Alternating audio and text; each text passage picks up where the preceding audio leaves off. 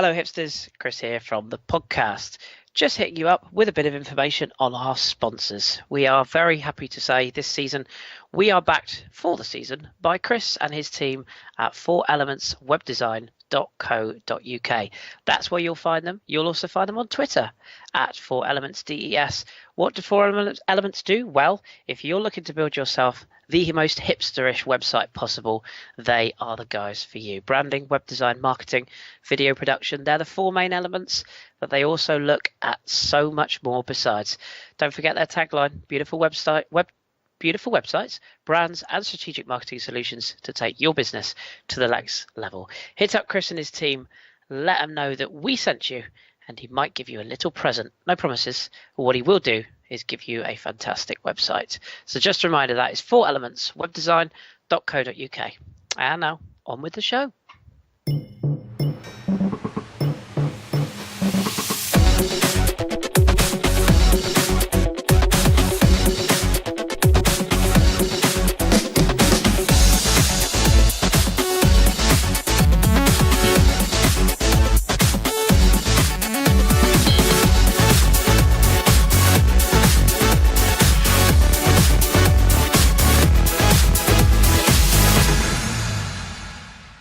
Hello, welcome back to the Football Hipsters podcast. It's another week and it's that time to talk some football once again. How on earth would you live without us? I am your host, Chris, and tonight I am joined by a panel of three. Yes, three. And those three are, introducing first, my man on the buttons is Mr. Josh Dorr. Hello, Josh. Evening, Chris. How's it going? All good, mate. Had a thoroughly enjoyable weekend. More on that shortly. I'm sure we'll touch on that.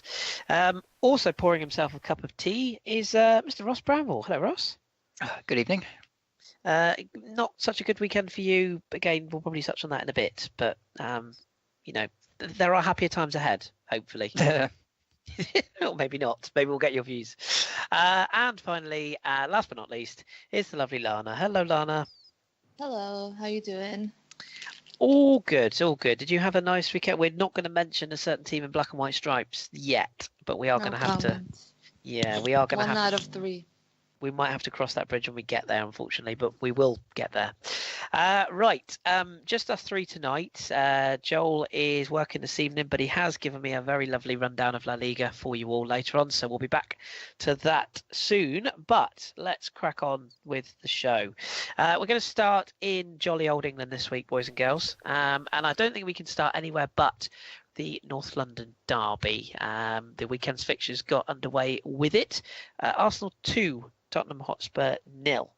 Let's get some initial thoughts on the game as a whole.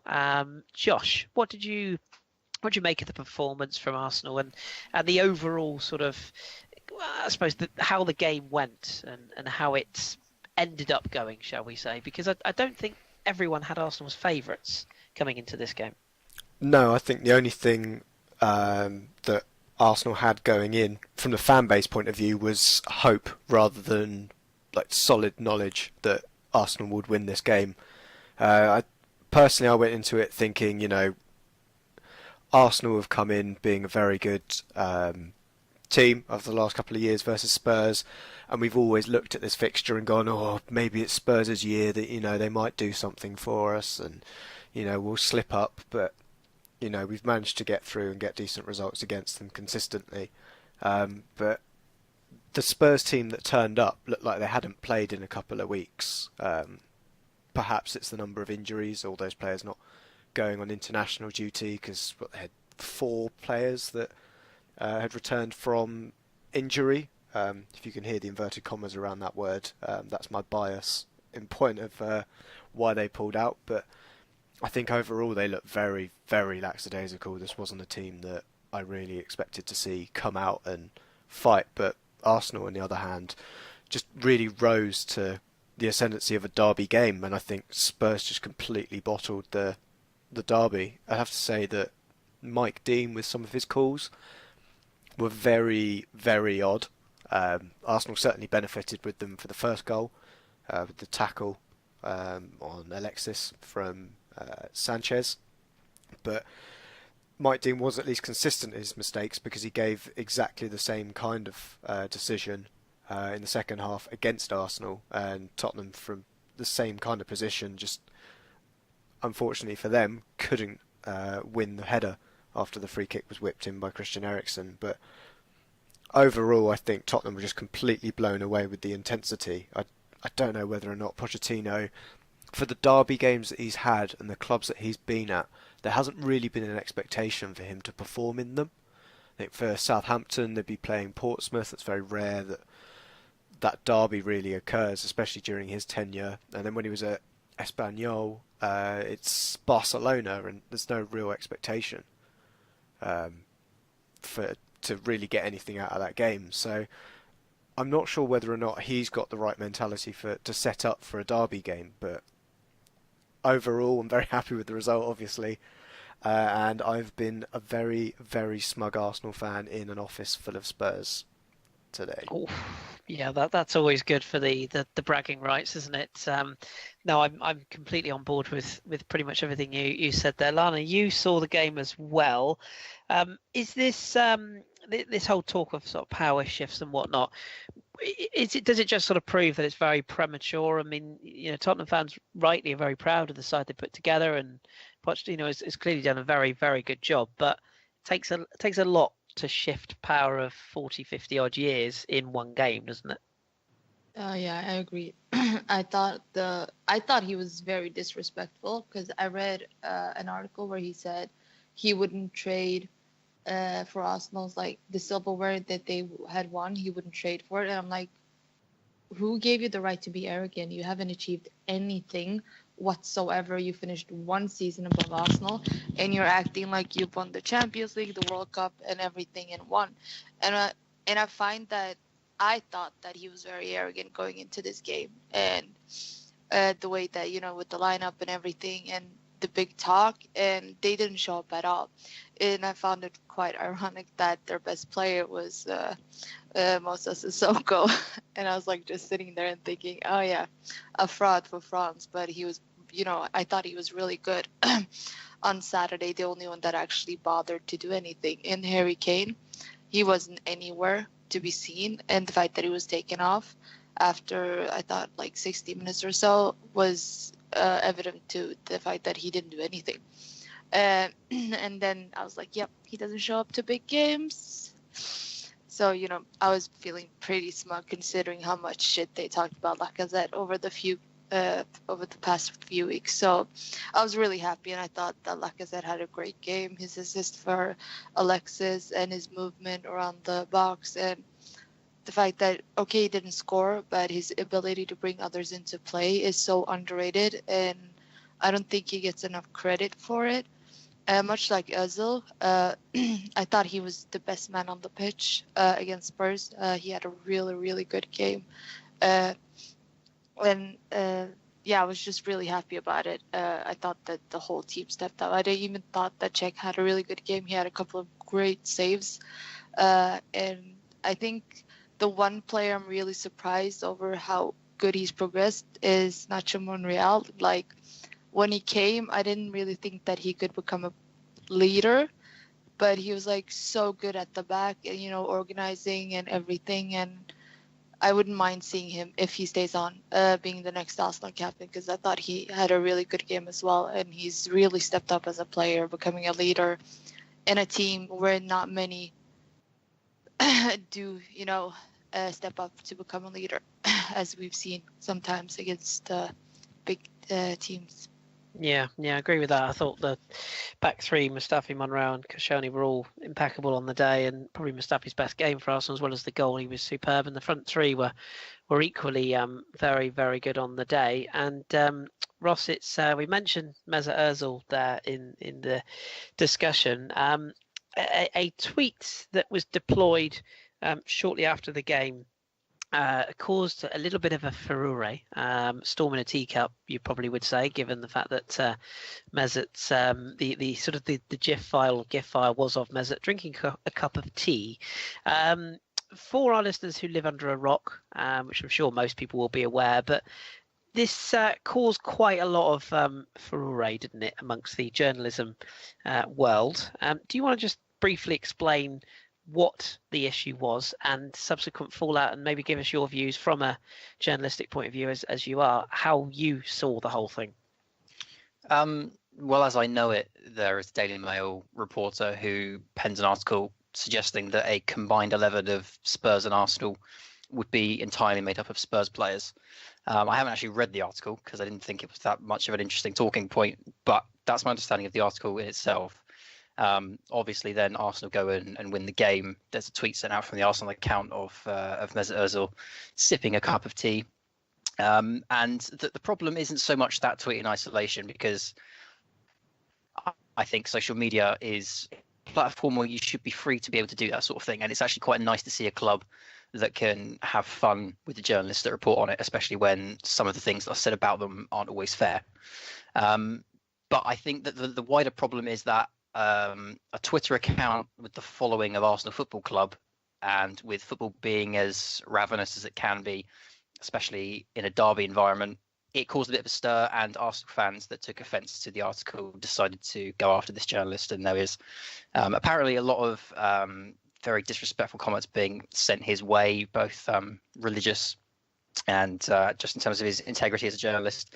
I think there may have been some death threats as well. So clearly none of those things are acceptable. But the question came in, should Arsenal have done it? And the simple answer is Arsenal has no reason not to do it. They should have been aware of the potential consequences of it. But at the same time, so should the journalist, because it's the simple law. If you live with cutthroats, you may get your throat cut. And when you pen an article that is as evocative as that was meant to be, and it clearly was meant to get a reaction, and then it gets that reaction, you can't be surprised by that reaction. So I'm very much on the fence. I see the plus and minus for both sides here. I think it's bizarre that this journalist has now turned his Twitter private, because with many of these things, you just have to kind of ride them out. Social media storms brew, and then after a week they disappear and they move on to someone else. So I think it's very strange that he's gone and made that decision. I think in a week's time, when he comes back online, the hate will be even worse again, because people will be waiting for him to come back. So it's a very strange one. It's not one I expected. It's not a story I expected to see come out of this derby. Ultimately, though, it's a very provocative article to be writing, and it's also written by a journalist who works for a newspaper that has absolutely no qualms in going for your heart rather than your head. And I think we can see that in larger political spheres on some of the ways they reported on other wider societal issues. So it's one of those. I think Arsenal fans will roundly criticise the journalist, and there may be some blurred lines between whether or not what Arsenal did was ethical or not. But at the end of the day, I think neither side are in the wrong ultimately. Journalist doing his job, albeit provocatively. Arsenal Football Club having some fun, albeit provocatively. And on a platform like social media, you've just kind of ignited the powder keg, unfortunately. But I don't see a problem with either of them in isolation. The problem is the level of hatred and vitriol that came out afterwards, and that's not on the club, and it's also not on the journalist. It's on the reactions of the people that read it. So it's a strange one. It's a very strange story to come out of a derby that I thought was more interesting than ever this year. And it's a shame that we're now talking about a teacup gif instead. Yep, perfectly put. I think you sum up pretty much everything I have to say about it. Have any of you seen the abuse? Because I went through the comments and I didn't see No. Yes. It's all quote retweets. Where you'll find the majority of it as an article put out by, I want to say it's the Medium. There are a couple that come through. I'm not going to excuse anything that was said, especially as I share something with the journalist as well. But you're always going to get a certain number of people who are going to take it too far, and I don't think that's the majority by any stretch of the imagination of the fan base. I think that they'd also agree from the readership that the newspaper that he works for, without again getting political, there's a certain few that spoil it for everyone else. And that's the line I would put on it. Yeah, go on, Chris. No, no, no. I was just going to say, like, well, honestly, what you said there as well, Josh. I think, there was fours and against, wasn't there? I think Matt Letizia was one of the notable people to come out and say there's no issue with it. As Lana says, Gary Neville was another, and then some quite high-profile journalists, Henry Winter, I think James Ollie, I think was another. Some quite high-profile, even Miguel Delaney, which surprised me slightly. Yeah, but he's irrelevant. No offense to journalists. To a degree, but I mean, he's got a fairly high profile with the sort of companies he works for. But I just thought, I did feel like it's a bit rounding the wagons, protecting one of our own about the journalists, and I just felt that, as Ross quite rightly said, I think it has all been blown, quote unquote, storm in a teacup, out of proportion. But that's his own fault. He went private. He made it completely he made a deal out of top. it, didn't he? Yeah, because even John Cross says it's just a joke. Like, he defended Arsenal. Yeah. And he thought it was nice to see a club interacting in a way. You look at Germany. John made this point. Borussia Mönchengladbach, John follows, are one of the most active social media accounts with regards to their sort of tweets about other clubs. And I vaguely remember Burnley making a quip about Man City, wasn't it? Something to do with Pope and Jesus. And I know that's a different type of tweet, but the humour in the social media is there. And I think clubs do it as well. All the time. Even Amiens was doing it to Marseille the other day. I remember Lewandowski and Aubameyang trading tweets about Golden Boot last season. So, it's in fairly good jest. I think drawing a line under this topic for now, I think everything that we've said, I agree with. And I think that, as Ross quite rightly said, when you place an article in that way, whether you actually stand by it or not, I think you're asking to be shot at. Does that justify the abuse? No, of course not. And everything that went with it, that's not acceptable from any fan base. But to pin that on the club, I just think is a bit holier than thou. And I agree with everything that's been said. But we'll draw a line under teacups and move back to the football. A couple of results in isolation I want to pick up. Burnley beating Swansea by 2-0. The Sean Dyche application to Everton rolls on nicely. Goals from Jack Cork against his former club and Ashley Barnes. 2-0 on Swansea. I think in terms of managers in trouble, I think Paul Clement has got to be one of those feeling the heat right now. Speaking of managers under pressure, Roy Hodgson and David Unsworth met during the Palace-Everton game. Palace won up inside 90 seconds from James McArthur, equalised by Leighton Baines 6 minutes later. Wilf Zaha put Palace back in front before Umar Niasse scored, having won the penalty for Baines, then scored himself after a horrendous mix-up. That ended 2-2. Result that doesn't really suit either side, you have to say. The Guardiola machine rolls on as well. A 2-0 victory for Manchester City away at Leicester. Gabriel Jesus and a cracker from Kevin De Bruyne. Sealing what ended up being a routine victory, although Vincent Kompany arguably could have been sent off early on, and John Stones likely to miss 6 weeks with a damaged hamstring is probably the two highlights of that game. But I want to talk Bournemouth and Huddersfield next. Ross, I'm actually going to come back to you quickly on this one before I get some other views as well. A hat-trick for Callum Wilson, the first Englishman to score a hat-trick this season. He's come back from the brink. I think he's done 2 ACLs, is it? Or 2 cruciates? Yeah, in each leg. One in each leg. Which is, fair play to him for coming back. 2 questions, really. One, does this show that Bournemouth are kind of finding the groove again after a mixed start to the season? And 2, should Huddersfield be concerned, or is this just a result in isolation that will happen to any promoted side? Huddersfield should be concerned because they had a man advantage for half the game and they still couldn't claw it back. So they do have to take this seriously because it's a nasty defeat to have taken, not just against 10 men, but against the side that they would have looked at and thought, we could be beating this lot. Because let's be honest, Bournemouth's team is still pretty championship. Those players have grown up and become Premier League players, but a lot of them are still the members of the team that came up from the championship. So Huddersfield would have looked at it and said we could easily get something from these guys, and they've come away 4-0 beaten. So Huddersfield should be concerned, but at the same time, they'll probably come back next week and just do, what they've been doing so far this season, and it will come good for them. Bournemouth, on the other hand, I still think there's deeper issues at Bournemouth at the moment. The Jermaine Defoe problem still lingers over them. I think they're very lucky that Callum Wilson has come back in when he has. I think unanimously on this podcast, we've always been a big fan of Callum Wilson. I think a lot of us have wanted to see him in the England mix. And I know it's premature to be banging that drum after one game, but I certainly hope he can go on a run and get himself in that squad for next year, because I think he's an excellent talent. But I think that what's happening with Bournemouth, it'd be nice to see them turn it around, because they're a club that I think a lot of people like these days. And as much as I say it's not a derby, which it isn't, it's still nice to have them around. It's still nice to have your next door neighbour in the Premier League with you. So I think they're a lovely club, Bournemouth, and I hope they turn this around. But I still think there's more systemic issues there at the moment.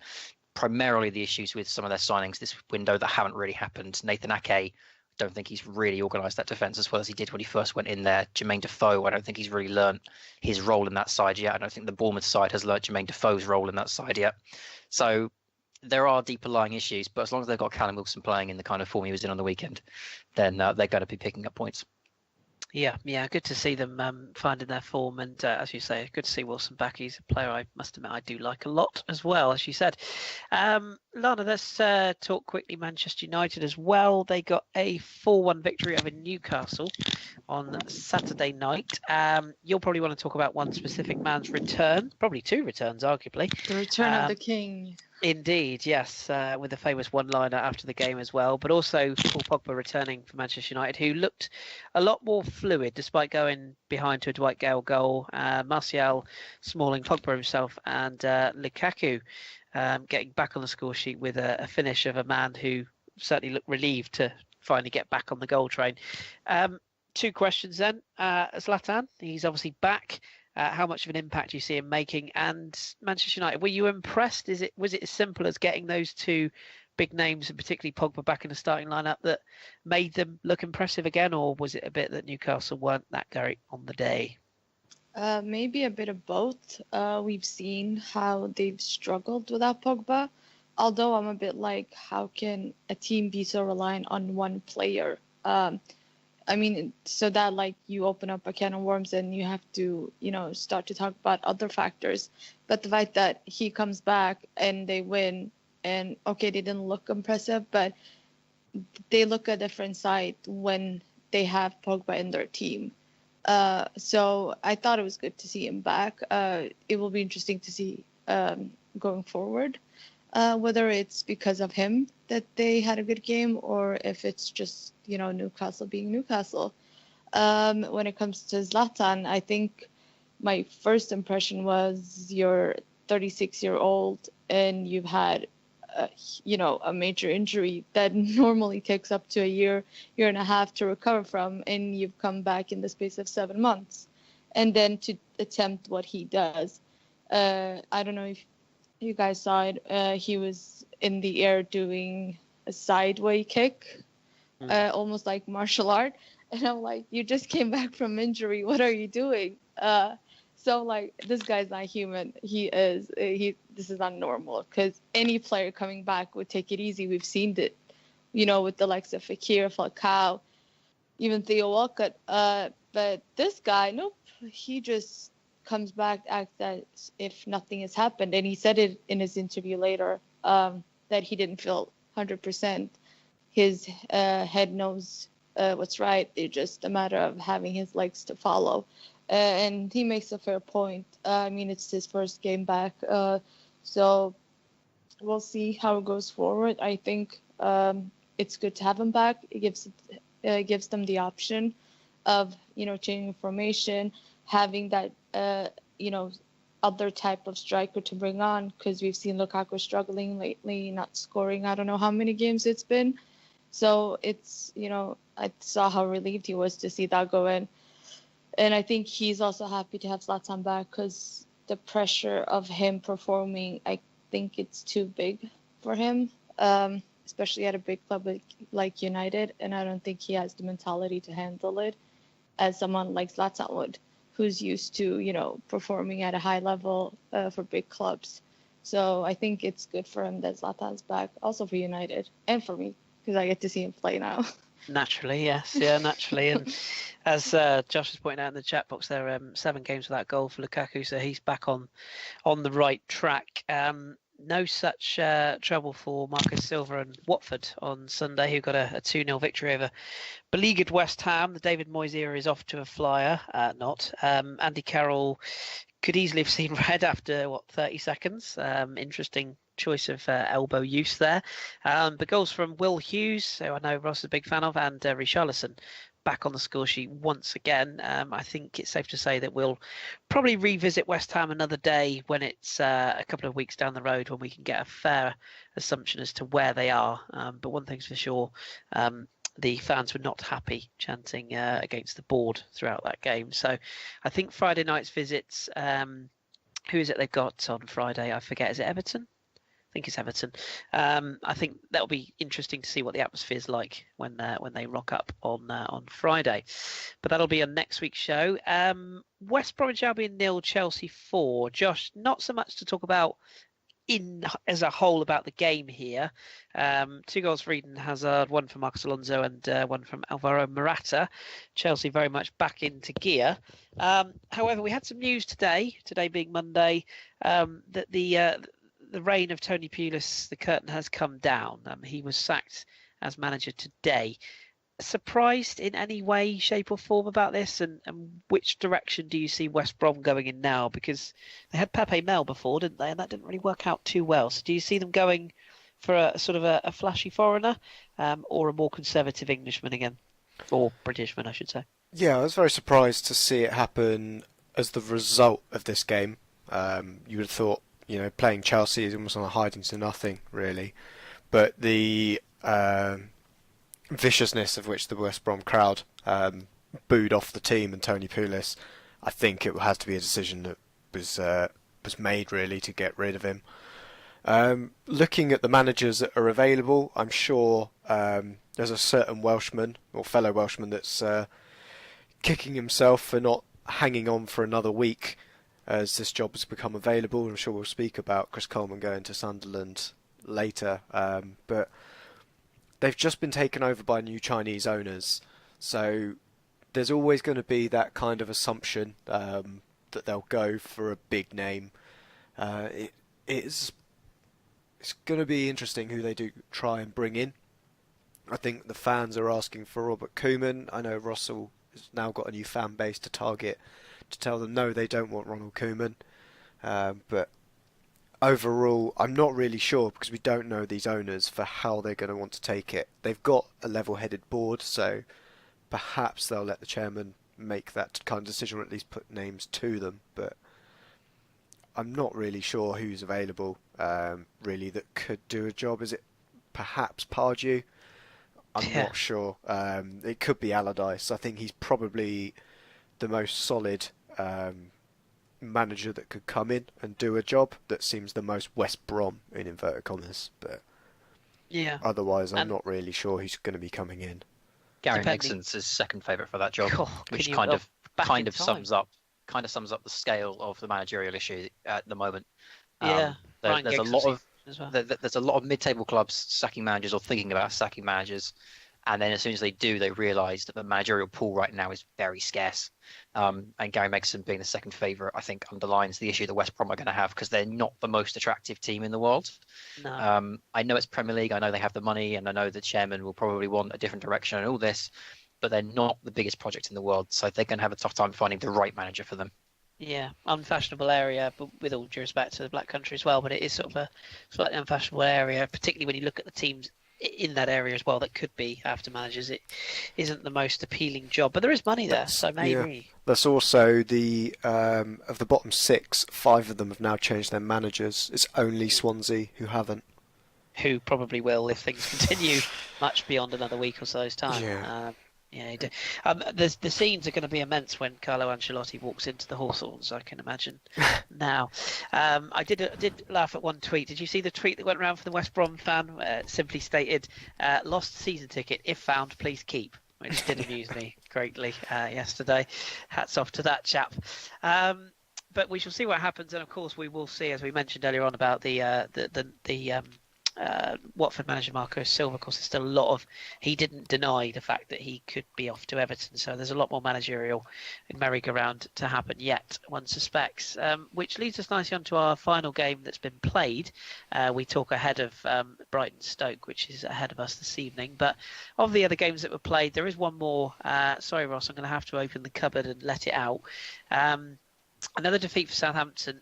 Would it be fair to say that another manager who's starting to feel the pressure is one who manages your club of choice?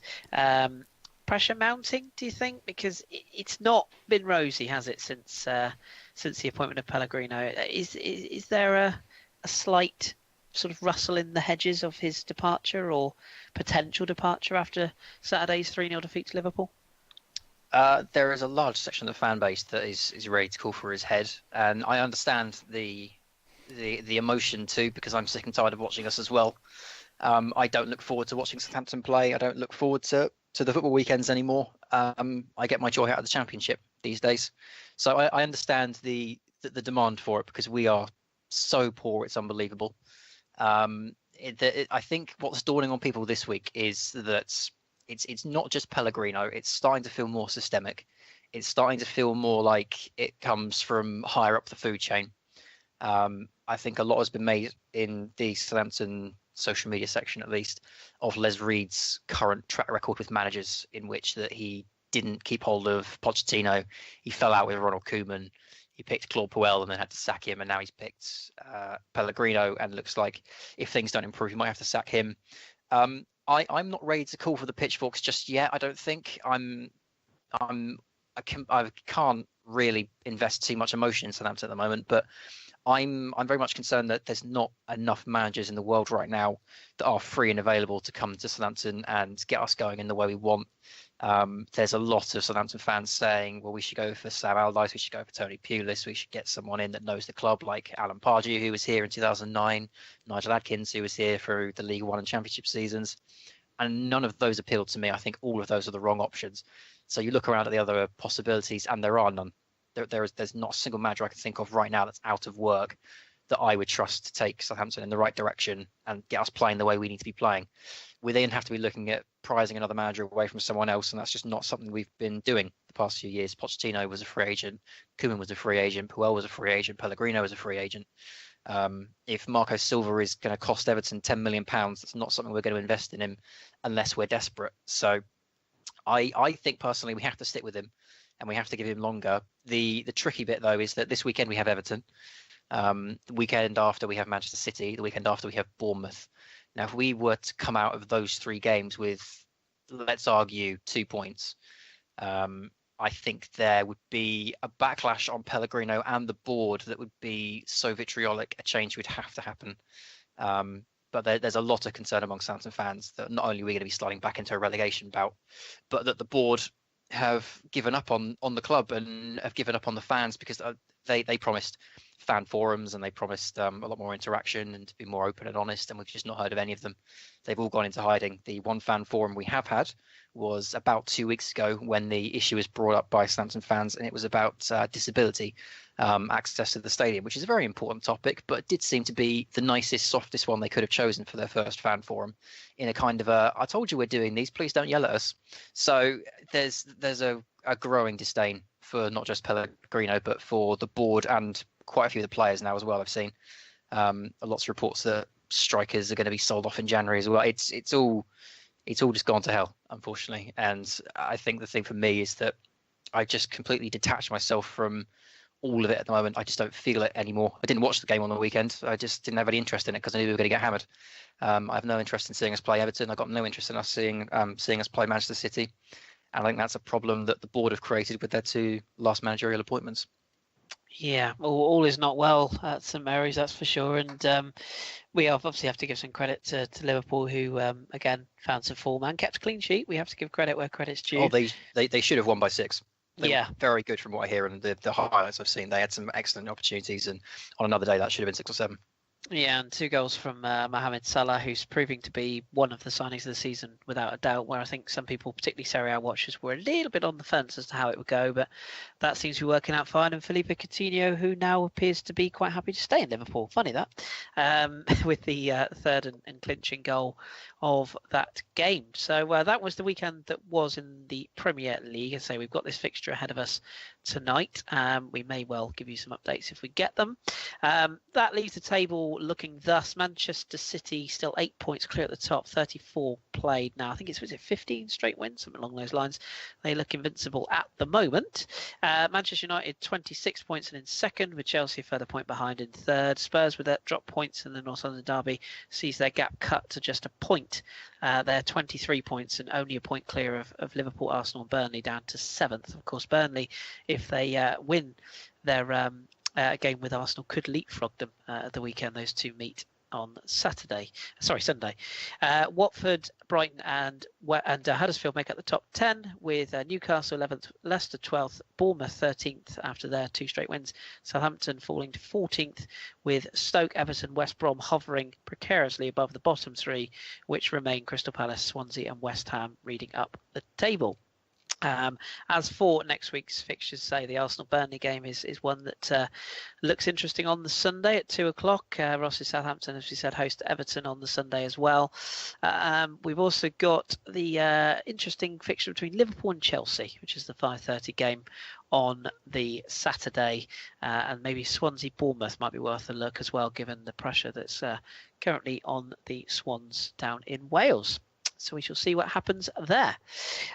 We shall move on from the Premier League now, though, and take our little review of all things lower down the leagues and a little bit of EFL. So, Josh, we'll start with your little roundup, and then I think we've got a couple of side stories we're going to touch on with Ross afterwards. So what's been happening in the EFL this weekend?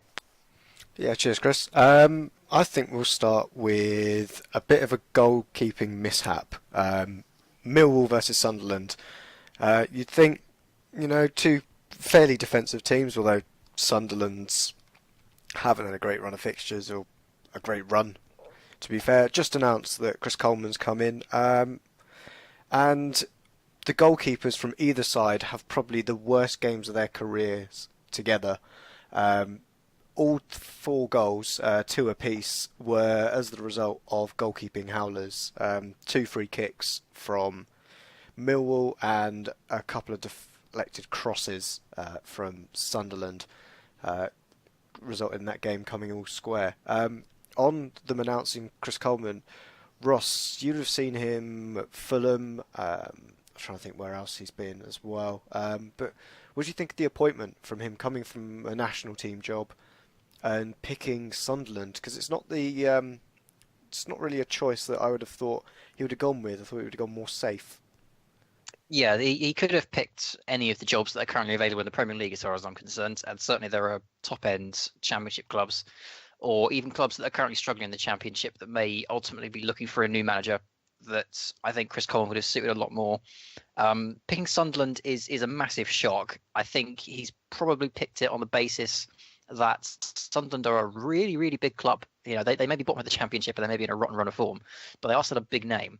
And if he can get them going, that's a club he can build a dynasty with. So maybe that's in his thought. But for a man that overachieved with Wales at the Euros and has done so well with that national team, I'm absolutely staggered that he's picked Sunderland. I think it's a very bizarre one. Unless he can work some kind of miracle, I don't see them staying up on current form, because they have been absolutely woeful all season long. So there's a very good chance he'll be managing in League One next year, and I'm not sure if that's something that's going to intrigue him or not. Again, it's Sunderland are a massive club. If he can bring them back up and he can build that dynasty, maybe he's looking for the next 10 years or so. But I think it's a very strange one. I think it does also speak to the way that our teams look at the Welsh national side as well, because much like when managers get sacked in the Premier League and people look at Ryan Giggs, Chris Coleman was a man that a lot of journalists and a lot of our news articles pointed to whenever a managerial issue came up, and they never seemed to get approached. And the only one that really made a case for him was Sunderland in the Championship. So I wonder if that speaks also to the way that we as a nation look at Wales and Northern Ireland and Scotland as international jobs. And I wonder if that's going to be playing on the mind of some of the people who take the job next, because I know guys like Ryan Giggs, Tony Pulis, Mark Hughes have all been linked to it. If someone like Ryan Giggs gets that job, is he going to be thinking, well, Chris Coleman only got Sunderland out of that and they're bottom of the Championship? I don't know if there's going to be a butterfly effect on this or if I'm reading too much into it, but I think there's a lot to analyse here. And my hope is that Coleman can prove his worth at Sunderland, because I think he's taken his career in a very dangerous direction myself. But, you know, he's a very nice guy. He's very good at his job. And maybe he knows something we don't. But at the moment, I think it's a very, very dangerous move. Yeah, and I think it'll be an intriguing one to look at. Sunderland still haven't won at home all calendar year. So hopefully he can turn that round in the near future. They play Aston Villa on Tuesday, if I remember rightly. I think the last time Sunderland won a home game, I think dinosaurs ruled the earth. That's the rumour. Anyway, so just thought I'd throw that in there. It's pretty close to that. Pretty close. Another game that I'd want to talk about as well, mainly for a goal that didn't go in. Cardiff 2, Brentford 0. Another great result for Cardiff, who turned around a bit of a wobbly patch that they had. But Ross, do you want to talk us through the miss that occurred in this game, because it was staggering? It was. I think it's Neil Maupay. I don't know how you pronounce it properly, but he got on the end of a really poor pass from the Cardiff City goalkeeper, nipped into the area, and admittedly there are two defenders tracking back, and one manages to get on the line. But the defender that gets on the line is on the right-hand side of the goal. And Maupay has clearly got his head down and has already picked which side he wants to put it. He's not looked up at all. The defender has read his mind. He's positioned himself on the right-hand side of the goal. And despite the fact the left-hand side is completely open, he's managed to drag it and put it wide of the right-hand post. It's a staggering miss, because all he had to do was look up. And if he'd done that, there wouldn't have been any doubt it would have been a goal. But it's one of the most bizarre misses, and it speaks to me of a player that just didn't look up and just didn't recognise that there was other people on that pitch who probably just thought, well, I've got a goal here, and then never gave it another second's thought. It's a truly bizarre miss, and Cardiff City will be wondering how they got away with it, because it was terrible defending, matched equally by an absolute howler from Neil Maupay. Yeah, absolutely. The final game I wanted to chat about in the Championship was the Sunday game, the Leeds United Middlesbrough. You could almost call it the Gary Monk derby. The return for him to Leeds, where he did so well last season, but unfortunately losing 2-1 in this game. Middlesbrough having a bit of a dodgy run at the moment, as are Leeds, to be honest, with their form kind of mirroring each other, with 3 wins in the last 5 for Middlesbrough and 2 wins in the last 5 for Leeds. But they're level on points at the table.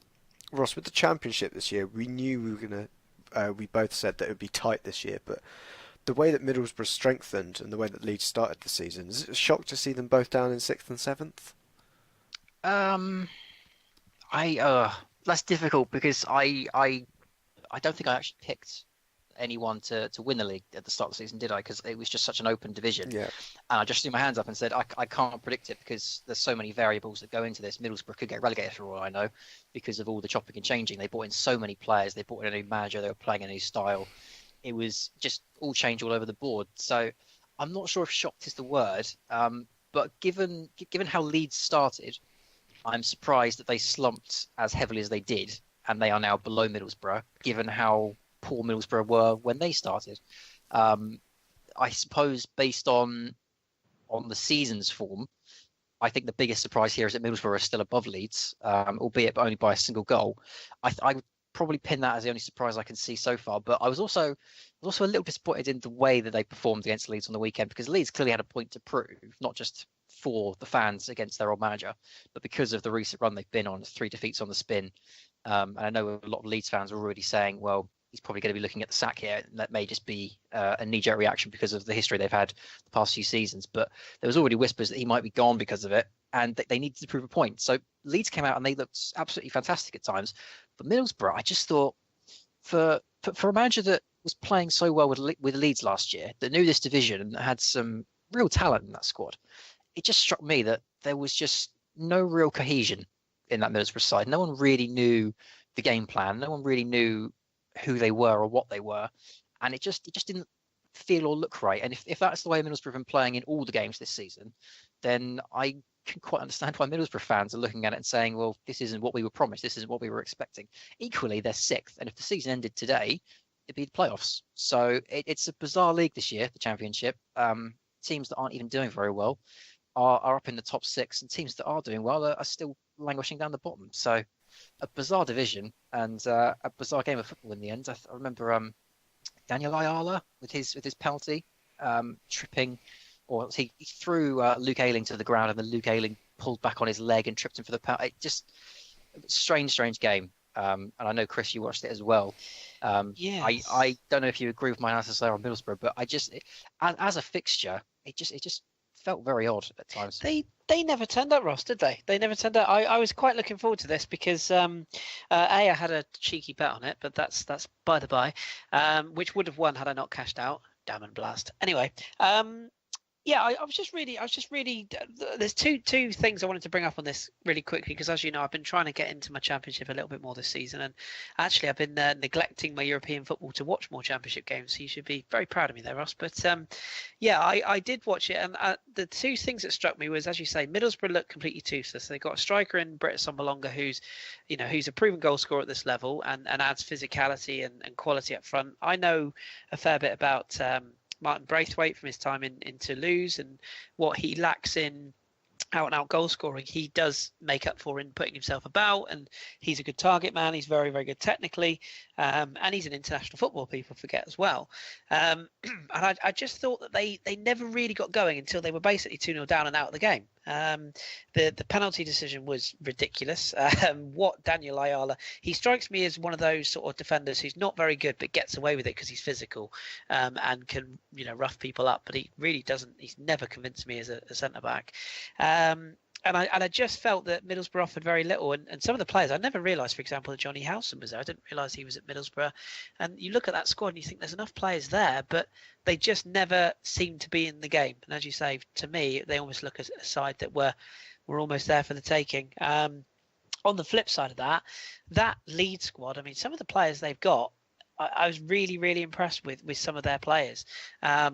Alioski is one that every time I watch him, he seems to do something in the game, whether it's fall over ridiculously and cost Leeds something. Is one side of his game. I think he's Macedonian. I think he's Macedonian. I've also really been impressed with Samuel Saiz. I think again he's a player that I just like watching him. Low centre of gravity, quick feet. Direct, skillful, really, really enjoy watching him. Pablo Hernandez I knew a bit about from last season. He continues to impress. Janssen, obviously the Swedish centre back as well, is another one.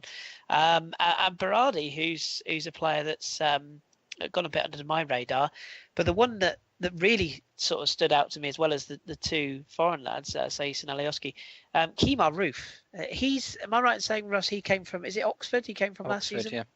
Yeah, he looks to me like a player who, if picked up by the right side in the Premier League, I hate to be all Premier League centric here, but I think if he looks to me like a player who could move in January type of time and could get almost like Andre Gray type of figure. Do you know what I mean? He's just somebody he's direct, very, very good feet, plays with his head up, movement's very good, has a bit of an edge to his game, which will get you far in English football. And yeah, I wondered what your thoughts on him were as well, as somebody who watches him more than I do. But he just stood out to me as a player that I thought there's something here in that lad. Kelvin Phillips is the other one, I suppose. But I thought Roof, for me, has just got that edge at the moment. I don't know what you thought of him. I've always liked Kemar Roof. He broke out at Oxford, and I mean the season he had at Oxford where he came to the fore, he was absolutely phenomenal. I think he was the main reason that they were as high in the division as they were in the end. And it didn't surprise me at all to see a side in the Championship like Leeds go and plumb for him. I think the argument against him is that last season under Gary Monk, he didn't really set the world on fire, and he wasn't the player that he was at Oxford. Equally, though, he was played out on the wing, which I think, as time has gone by, I think is a position that doesn't suit him as much anymore, because he's played through the middle on the weekend. And I agree with you, every time he was on the ball, he looked extremely dangerous, and he looked a lot more free when he had the ball than he did last season out wide. He had the freedom to go left or right. He had the freedom to try and dovetail with some of the attackers around him. Whereas out on the wing, his job was get it forward towards the corner flag, cut inside if you like, but shooting wasn't really his MO. So I do like him as a player, but I wonder if he goes to a Premier League side, are they going to play him in a wing position, which, like I say, may inhibit him, or are they going to play him through the middle where I think he looks at his best? So very good player. I think he's still got a way to go yet, but I think a lot about his game depends on the position you play him, and I don't see many Premier League sides punting on Kemar Roofe as their lead striker. Interesting. But I have to say, I thoroughly enjoyed it. It's a very good game of football, and as a man who I used to, believe it or not, I used to know Luke Ayling personally. He went to the same school as me when I was in London, long time ago. Luke, if you're listening, the hair needs to go, mate, and the hair and sort of goatee combo, it's not good. It's not good. But that's that on that. Josh, back to you. I was going to say, I'm sure he'll say exactly the same to you, Chris. I'm going to say it is a little bit pot kettle black, isn't it? But I'm not a professional footballer. I'm not on TV, so just say it. Thank God for everybody's eyes. Absolutely. But yeah, we'll move into League One. A couple of things over the international break. Shrewsbury lost their unbeaten run. It was the last unbeaten run that was in England, I think, across most of the leagues in Europe as well. But they lost that. They went back to winning ways, though, this weekend with a 2-1 away win against Rotherham United. Richie Towell getting the goal for Rotherham. Brighton fans, you might remember who he is. Everyone else, carry on. No one remembers Richie Towell. We'll also have a look at Wigan as well. They played Bradford, so it was second v. I think they started the day on third. Bradford came and won this game 2-1, so it closes the gap on Wigan, but Wigan and Shrewsbury still have a game in hand on Bradford and the rest of the chasing pack. We've also got the Oxford United Plymouth Argyle. Sorry, Chris. Oxford coming out 4-0 winners after an early red card for Plymouth. Horrendous red card, by the way. If you've seen it, is never even a foul, let alone a red card. But sorry, carry on. That's okay. And the final game I wanted to talk about in League One, I'll pass over to Ross. Oldham Athletic Rochdale. A little bit surprising this result. A 3-1 win for this, Ross. Oldham, are they still without a manager? If I remember rightly? I don't think they've sacked him yet, have they? It's Keith Hill. Rochdale, I think. I can have a quick check, but I'm pretty sure Keith Hill is still there. But I think the big story is Oldham at the moment. The Oldham story with Richie Wellens. I think he's the first manager in about 100 years to win as many games as he has so far since he took over. And they were still umming and ahhing about actually giving the job because they interviewed Clarence Seedorf, they interviewed Paul Scholes, and there's a lot of talk about how one of these guys is going to take over because, you know, a club the size of Oldham, getting one of those two guys in to manage is just a must-have. And then Richie Wellens, who's just some English bloke who played a couple of games every now and again during his career. I think Burnley, may have been one of his clubs. Not the most attractive name in the world, but he just turned everyone's head with just how well he was doing.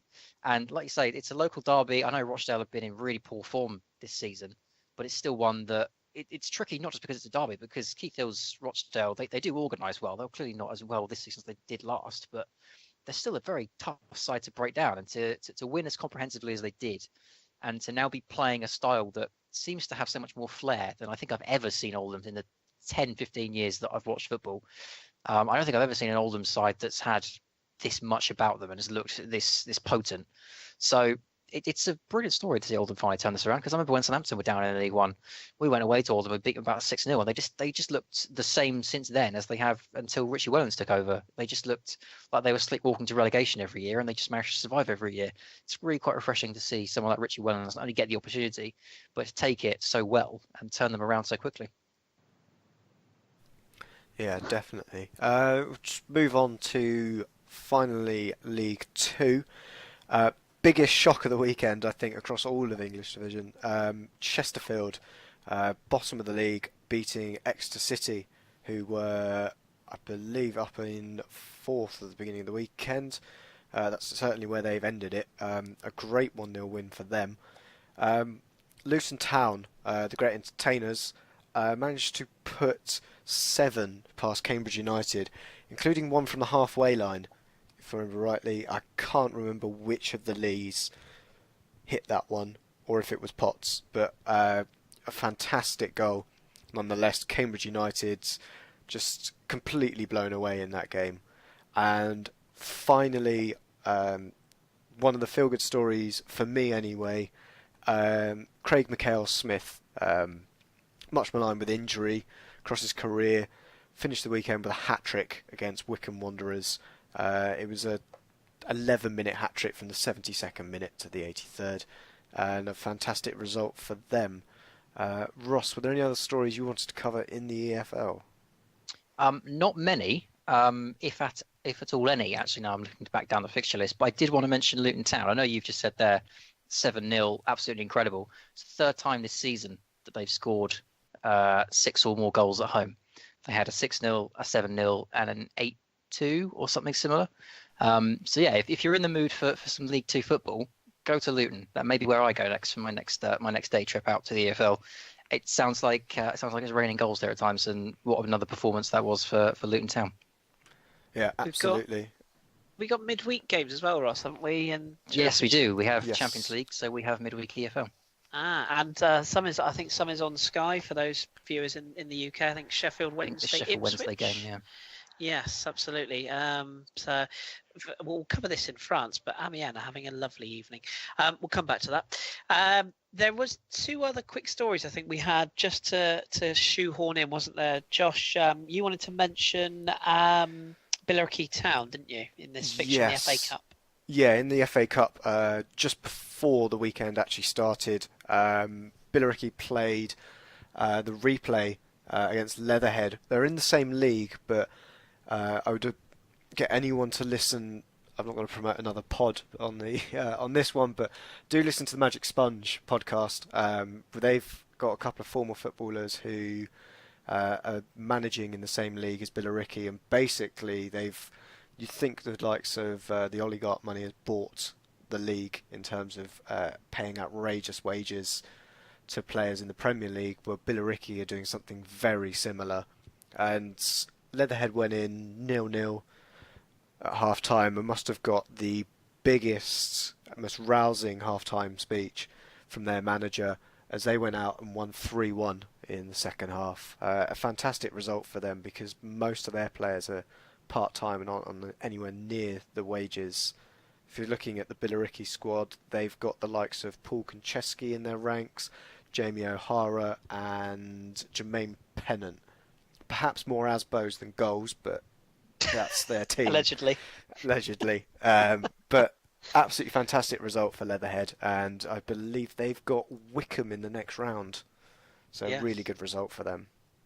Yes, yeah, absolutely. That was a talking point. The other talking point, Ross, I brought your attention to this pre-pod. Excuse me. I don't know if you've got any more to bring our listeners on this, but the story surrounds Merthyr Town FC, who, for those of you listeners outside the UK, may not be familiar with the Grand Nation of Wales, but yes, they are a Welsh team. It's quite a heartbreaking story to come out of what went on with this club. Basically, they're collectively owned by their fans. They're one of the fan-owned clubs. They suffered a financial crisis which resulted in 80% of their playing staff having to leave the club. And in order to fulfill Saturday's fixture against Chesham FC, they had to field a team of young, inexperienced players, many of which were playing their first big game. Resulted in a 13-1 loss, unfortunately, but there's quite a lot going around on social media, quite a lot of videos taken, a really good rousing sort of cheer from the crowd as the players left the pitch.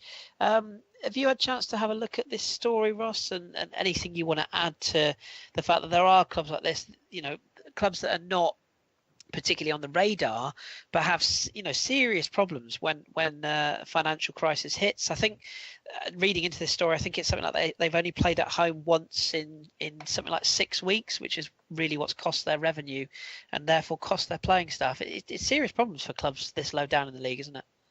Yeah, well, this is why the FA are trying to bring this down, to see more money trickle down to the grassroots. I know that non-league football on this kind of scale is not particularly quote unquote grassroots, but it's as close as you're going to get in the professional leagues. So I'm just disappointed that not only was this a story that I think a lot of people will have missed, because I certainly missed it, and I like to think that I keep myself up to date on this kind of news. But I'm also quite disappointed that there's not a club local, or even a club further abroad, or even just clubs around the world that won't hear this story and say, well, we should club together and help these guys out. Because if every single team in the English Premier League put in £250,000, then that would be problem solved for this side, you know. And it's just disappointing for me that there's not some kind of system in place, given the sheer amount of money that is swirling around in the Premier League these days, whereby clubs can't put in a little bit of money per season into a giant pot. And if there's a club like this that desperately needs some kind of financial bailout, that it's not there available for them, because it's I appreciate it's non-league football, and it's not like the big wigs in the Premier League need to care, but there's still a fan base there, you know. And I've seen my club go through this personally, that we're at death's door and no one is around to help us until a billionaire from Switzerland walks in. So it's just a shame. It's just a shame that these fans have to go through this when there's so much money swirling around in the leagues above them, and there's just no system in place to catch them. It's just very disappointing to see a club that has to go to the kind of lengths that they did. It's very nice to see, and it's very quite inspiring to see fans turn out and help them as they have. But it just seems to me that it's just I don't know. I don't know. I just think it's a bizarre situation to have like a multi-million pound, close to £1 billion TV deal, and to have nothing in place to help a club like this. I think is just disastrous for the FA. Yeah, agreed. And at the end of this pod, actually, I will be giving Merthyr Town a follow, and I think it'd be nice for us to keep tabs on their results the rest of the season, and we'll drop them a tweet and let them know that we've given them a little bit of love. On our incredible club crest, by the way. Oh, it's beautiful. Yeah, staggering little crest. We needed a new club for the pod after Benevento has spectacularly let us down all season. More on them later. So we'll adopt Merthyr, and we'll let them know so later on in the evening. So good luck to them and all their players, and indeed all the people who are working at the club moving forwards. So there we go. That's the stories from in and around the UK from below the Premier League level for now. As Ross and Josh said, there's a full programme of EFL fixtures in midweek. Highlight fixtures probably Nottingham Forest, Norwich, Sheffield United, Fulham in the Championship. They're two biggies to have a look at. Also Wolves Leeds. Wow, that's a huge one on Wednesday. So yes, big fixtures to come, and we will of course keep you posted. And I know internet allowing, I think Ross, you and I were going to have a chat about doing a special, probably Championship focused, probably be a Christmas special, I think, because obviously we're not going to record over Christmas. Well, we will, but maybe not as regularly or on the same day. So it'd be nice to chuck out a special maybe nearer the Christmas time. So if you'd be interested in hearing that, let us know. Or if you wouldn't, then equally let us know, and we'll all put our feet up and do nothing all Christmas. But I'm sure you listeners will come up trumps. So thank you for that. Right, we shall move along the bus now onto the next set of games to cover, which is where we go European. We're going to start with Joel's lineup of La Liga. Obviously, Joel not with us tonight, but he sent me a full review and breakdown of the weekend. So, if you'll allow me, I shall read through this. So, in La Liga this weekend, Barcelona extended their lead at the top of La Liga to 7 points after 2 goals from Luis Suarez, helping them fire to a 3-0 win over Leganés. Joel will be very happy. Paco Alcácer's cross shot was parried by the goalkeeper Ivan Cuellar, and Suarez pounced in at the rebound from close range, and their lead was doubled on 60 minutes when Alcácer's shot was blocked before Suarez acrobatically rifled in his second. There's a theme there, blocking goalkeepers and rebounds being put in. The league leaders added a third goal in the 89th minute when Leo Messi flicked the ball into the path of Paulinho, and the substitute poked his effort home. Another Paulinho goal, who'd have thought? Valencia rode their luck to claim an 8th consecutive win in La Liga. They're back, boys and girls, moving to within 4 points of leaders Barcelona. Marcelino side were outplayed for the first half by Espanyol, but turned the tables after the break with a 2-0 win. Goals from Kondogbia and Santimina. And Kondogbia, by the way, his goal was delicious. A player who I thought was done and dusted at Inter, but seems to be having a rebirth in Spain. Neither Atletico Madrid nor Real Madrid were able to close the gap on the leaders after they produced an entertaining 0-0 draw. I think Joel's being generous there. I thought it was pretty poor overall for two sides of such quality. I thought it was a very scrappy, bitty game, but yeah, both sides needed the win, and neither got it. A game that saw Sergio Ramos leave the pitch with a broken nose, much to many people's amusement. Not his, of course. Sevilla moved up to 5th in La Liga after coming from behind to record a 2-1 victory over Celta Vigo at the Roman Sanchez Pizjuan. Love that name. Maxi Gonzalez rose to meet Pione Sisto's free kick on 13 minutes to hand the visitors the perfect start. But the Uruguayan striker missed a glorious chance to double after Daniel Vaz's cross sailed inches wide.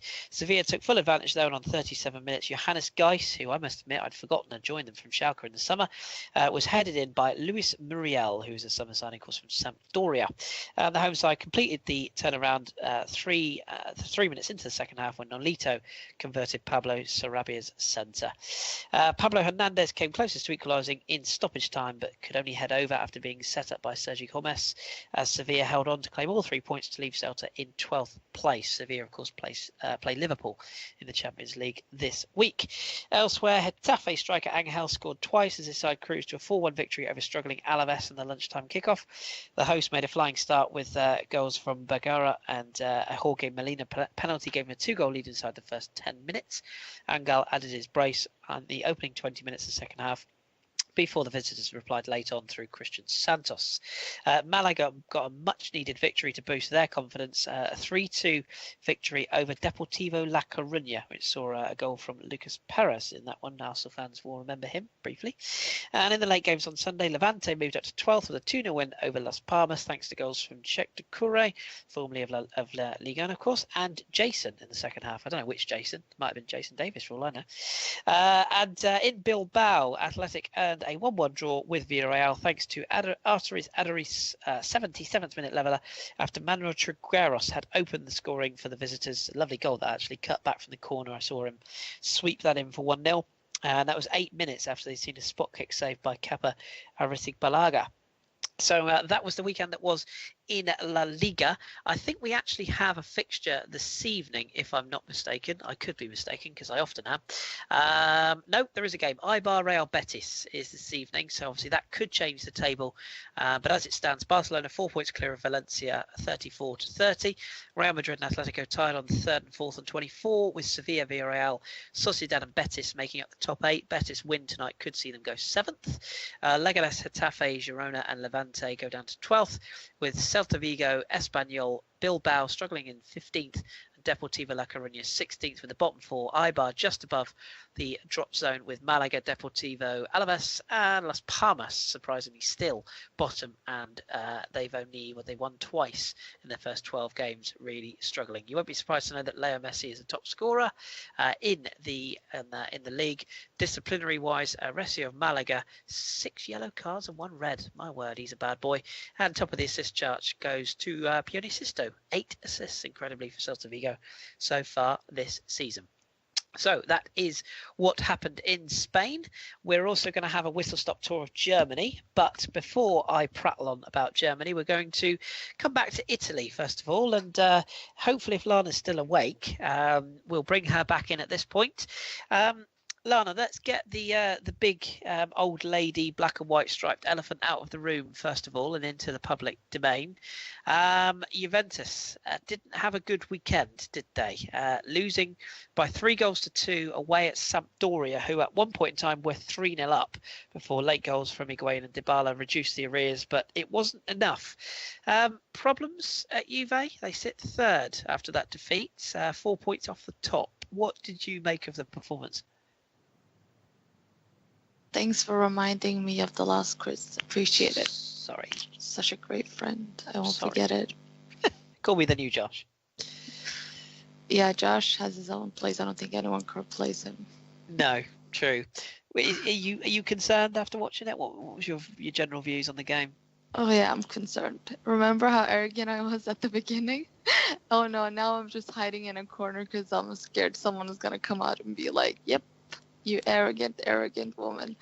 I'm very concerned. They didn't even bother to show up until the 90th minute. And ironically enough, the only player that actually bothered to do anything was the one player that I've been abusing all season, and that was Higuain. and you can see that he was angry. He didn't even celebrate the goal. He was just like wanted to score and then trying to salvage something. And even when Dybala scored the second, you could see the look on his face. He was frustrated because Dybala celebrated, and he genuinely was fighting to salvage something, get a point, anything. And I think what taught us in this game was that Mandzukic has to be benched. You have to bring on Douglas Costa. Cuadrado should be nowhere near the Serie A games. He's great in the Champions League, and I think that's where we should play him. Lichtsteiner should be banned. We need to terminate his contract to do what Marseille did to Evra, and just like be goodbye, thanks for the memories, but here's your terminated contract, go find a new club. Because he was shocking. He was at fault for the third goal, and I was like, it was like watching 12-year-olds trying to defend.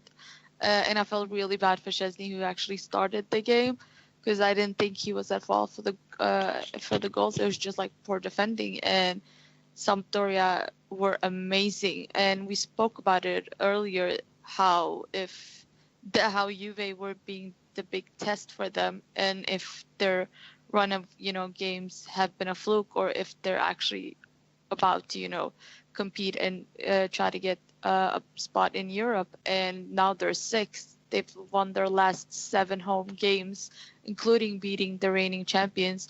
And I am really happy to see them doing well, because it's nice to see other teams doing well, even if your own team sucks. But now I'm starting to get worried, and we're playing Barcelona in the Champions League. So I'm like, No I'm just gonna, I'm not panicking at all. Do I sound like I'm panicking? Because I feel like, maybe just a bit. my chest is about, my heart is like pounding and sweating, and my hair is in all directions. And I'm like, I need to take a sick leave. This is not good. I'm really worried. It's, I get that the Italian players are, heartbroken, but you need to like grow a pair and just come back and do your job. This is not acceptable. I get that you're not going to Russia, but Buffon, you've been at 4 World Cups. It's time to, move on.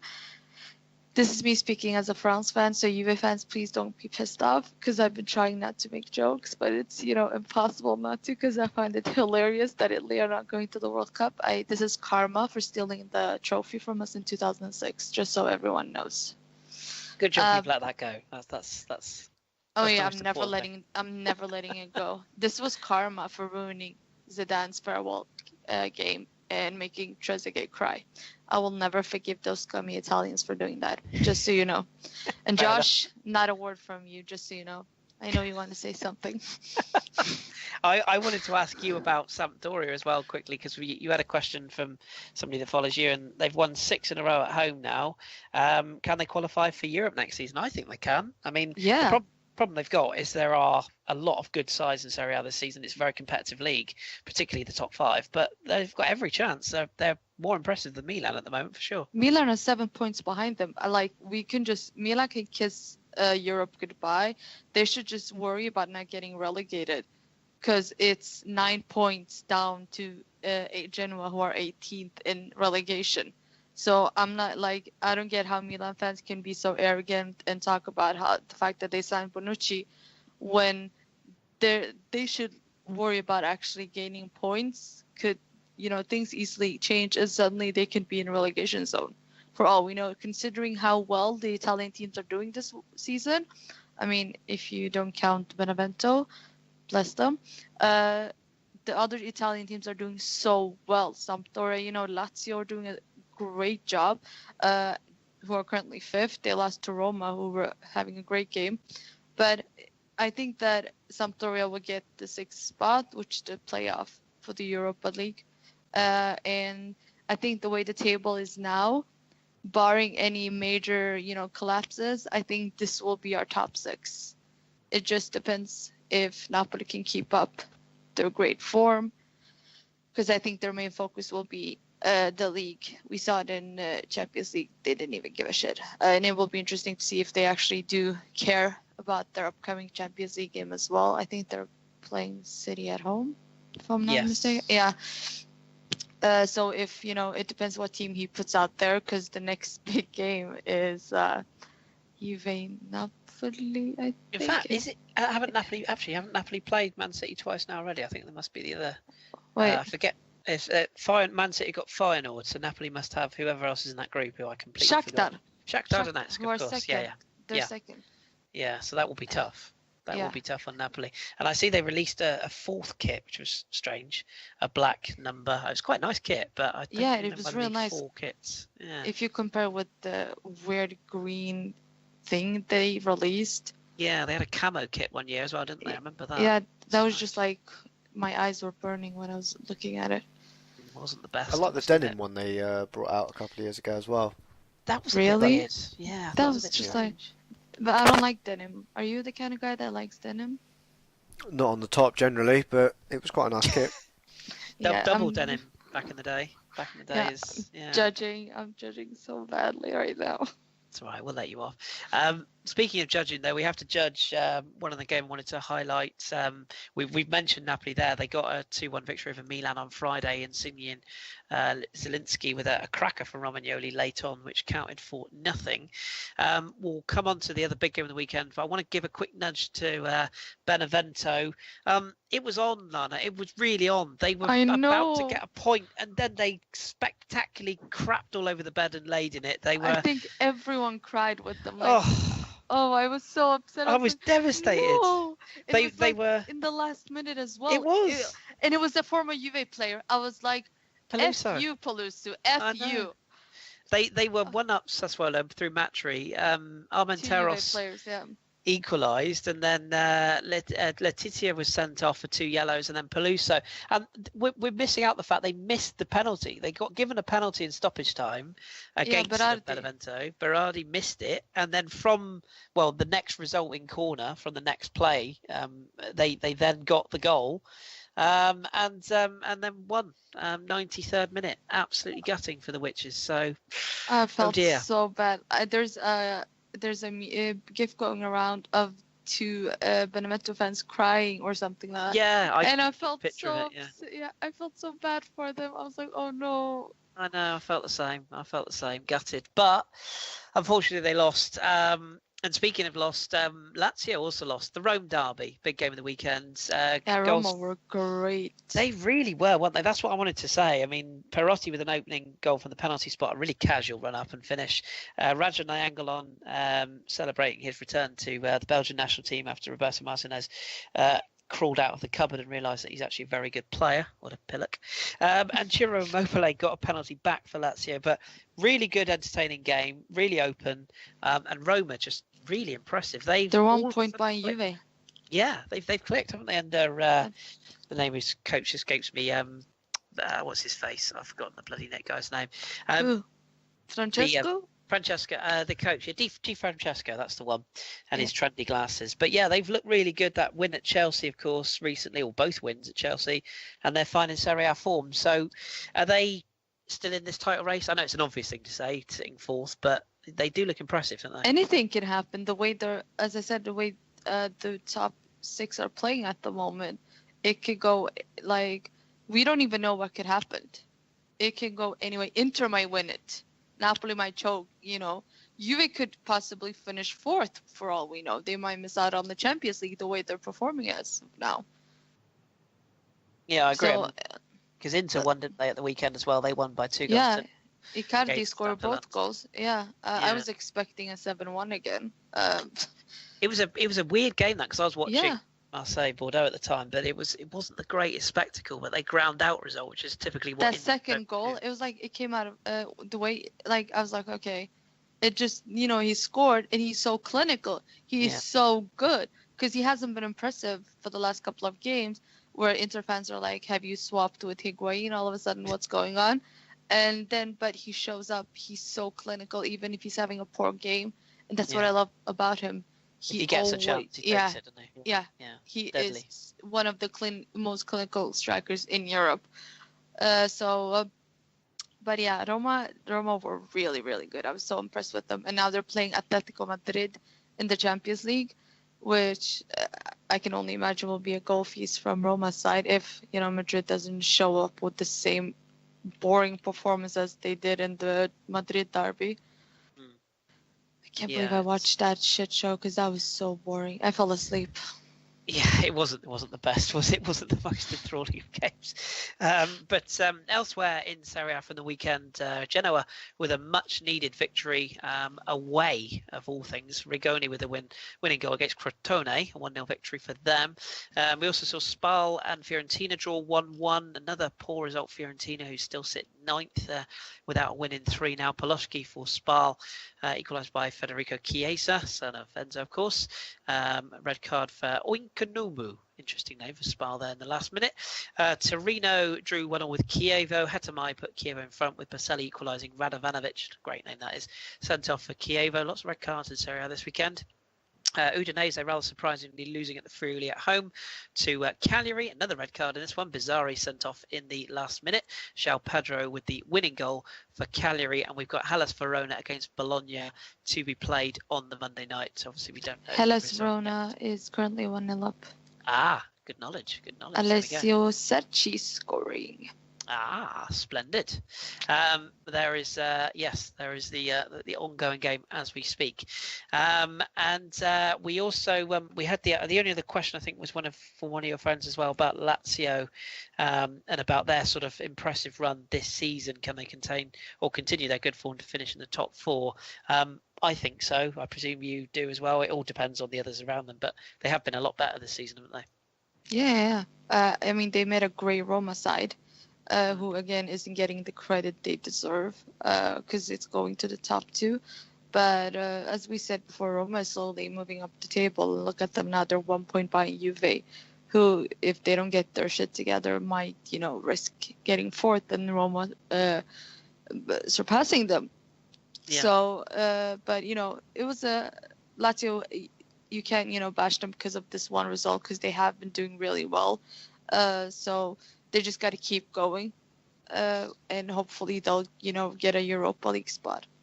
Yeah, I can incline to agree on that one. I think they've been very impressive. And as we leave Serie A, the table currently stands Napoli top, 2 points ahead of Inter on 33, Juve on 31 in 3rd, 30 for Roma in 4th, 28 for Lazio in 5th. It's close as it gets, and only 2 points then back to Samp on 26, with Milan, Torino, Fiorentina and Chievo making up the top 10. Down at the bottom, Benevento, they do look doomed. I mean, no wins from 13, minus 27 goal difference. Ouch. Hellas Verona currently winning, of course, so that could change tonight, but they're currently second bottom on 6 points with Genoa on 9 points, with Spal, Sassuolo, Crotone and Udinese looking over their shoulders up to 14th, with Bologna, Cagliari and Atalanta reading up to 11th. Fixtures wise, as we go into next weekend, probably the games to look out for. It's not a stellar weekend, I would fair to say, but I think Udinese and Napoli, Lazio, Fiorentina are probably the 2 standouts. Maybe Milan, Torino if you fancy an absolute, well, God knows what. It's a boring weekend. The weekend after is much better. True, yeah. Napoli, Juve. That is going to be tough. That's in 2 weeks' time. Sassuolo, Hellas, Verona may be worth a look if you fancy the lower down end of things. That's quite a big 6-pointer. But not a stellar weekend this weekend for Serie A coming up, but a title race will continue. That's for sure. Right, let's move on then to a quick whistle-stop tour of Germany. Unless, of course, Ross and Josh have anything to say on Serie A. I'm presuming you guys are happy for us to carry on. Anything you want to add, or...? No, I was going to say Shaqiri's really fat, but he doesn't play for Inter anymore. No, this is true. In action as we speak, of course. Right, we'll move on then to a quick roundup from the Bundesliga in Germany. The weekend got off to a result for Stuttgart, for sure, who beat Borussia Dortmund, who the pressure on Peter Bosz is very much ramping up big time, so much so that he smashed his head on the dugout as he left at the end of the final whistle. Pretty poor weekend for him, fair to say. But yes, goals from Kolo from Stuttgart. If you haven't seen the opening goal, please do look it up. Roman Berkey and Mark Bartra shared a moment, I think it's fair to say. Bartra trying to nudge the ball back to his goalkeeper, goalkeeper who'd already come to read a pass back that really wasn't needed to be come for. Horrible mix-up. Ball squirts underneath Berkey through for Okolo to run through, completely unopposed. If I was him, I'd have got down on my hands and knees and headed it over the line, but he took the respectful option and just side-footed it into the empty net. But if you haven't seen it, do see it. It's hilarious. Not if you're Roman Berkey. Max Philipp equalised for Dortmund. Before Brecalo struck the winner on the 51st minute into the second half in a game that saw Pierre-Emerick Aubameyang dropped from the squad entirely due to disciplinary reasons. His time at Dortmund appears to be coming to a rather sticky end. I think he will be on the move, probably back to Milan at the end of the season, if all rumours are to be believed. Certainly not a happy camp in Dortmund. They face Spurs, of course, in the Champions League in midweek, knowing that anything other than a win will see them eliminated from Europe completely, if I've got that right. So amazing to think, really. You'd have to think they've got to put all their eggs into the Europa League basket if they can indeed qualify. So we shall see if the Yellow Wall can get behind them on, I think it's Tuesday, Wednesday, one of the two. Bayern Munich had no such problems, though. 3-0 victory over Augsburg. They are rolling like the machine they are. Arturo Vidal and 2 for Robert Lewandowski, who's also been talking in the press about his desire to move to Real Madrid again. But no such problems this weekend for them. The mighty Eagles of Frankfurt drew 1-1 with Hoffenheim. It took Mark Uth with a 90th minute leveller after Kevin Prince Boateng, remember him, bless him, put the Eagles in front on 13 minutes. So 1-1 draw there. Really entertaining game in Leverkusen, where they drew 2-2 with RB Leipzig. Timo Werner and Emil Forsberg, who I'm reliably informed by Lana has been voted the Swedish Player of the Year, or Midfielder of the Year, I think I'm right in saying. Immensely talented footballer, absolute joy to watch is Forsberg. So yes, good, well done to him, has to be said.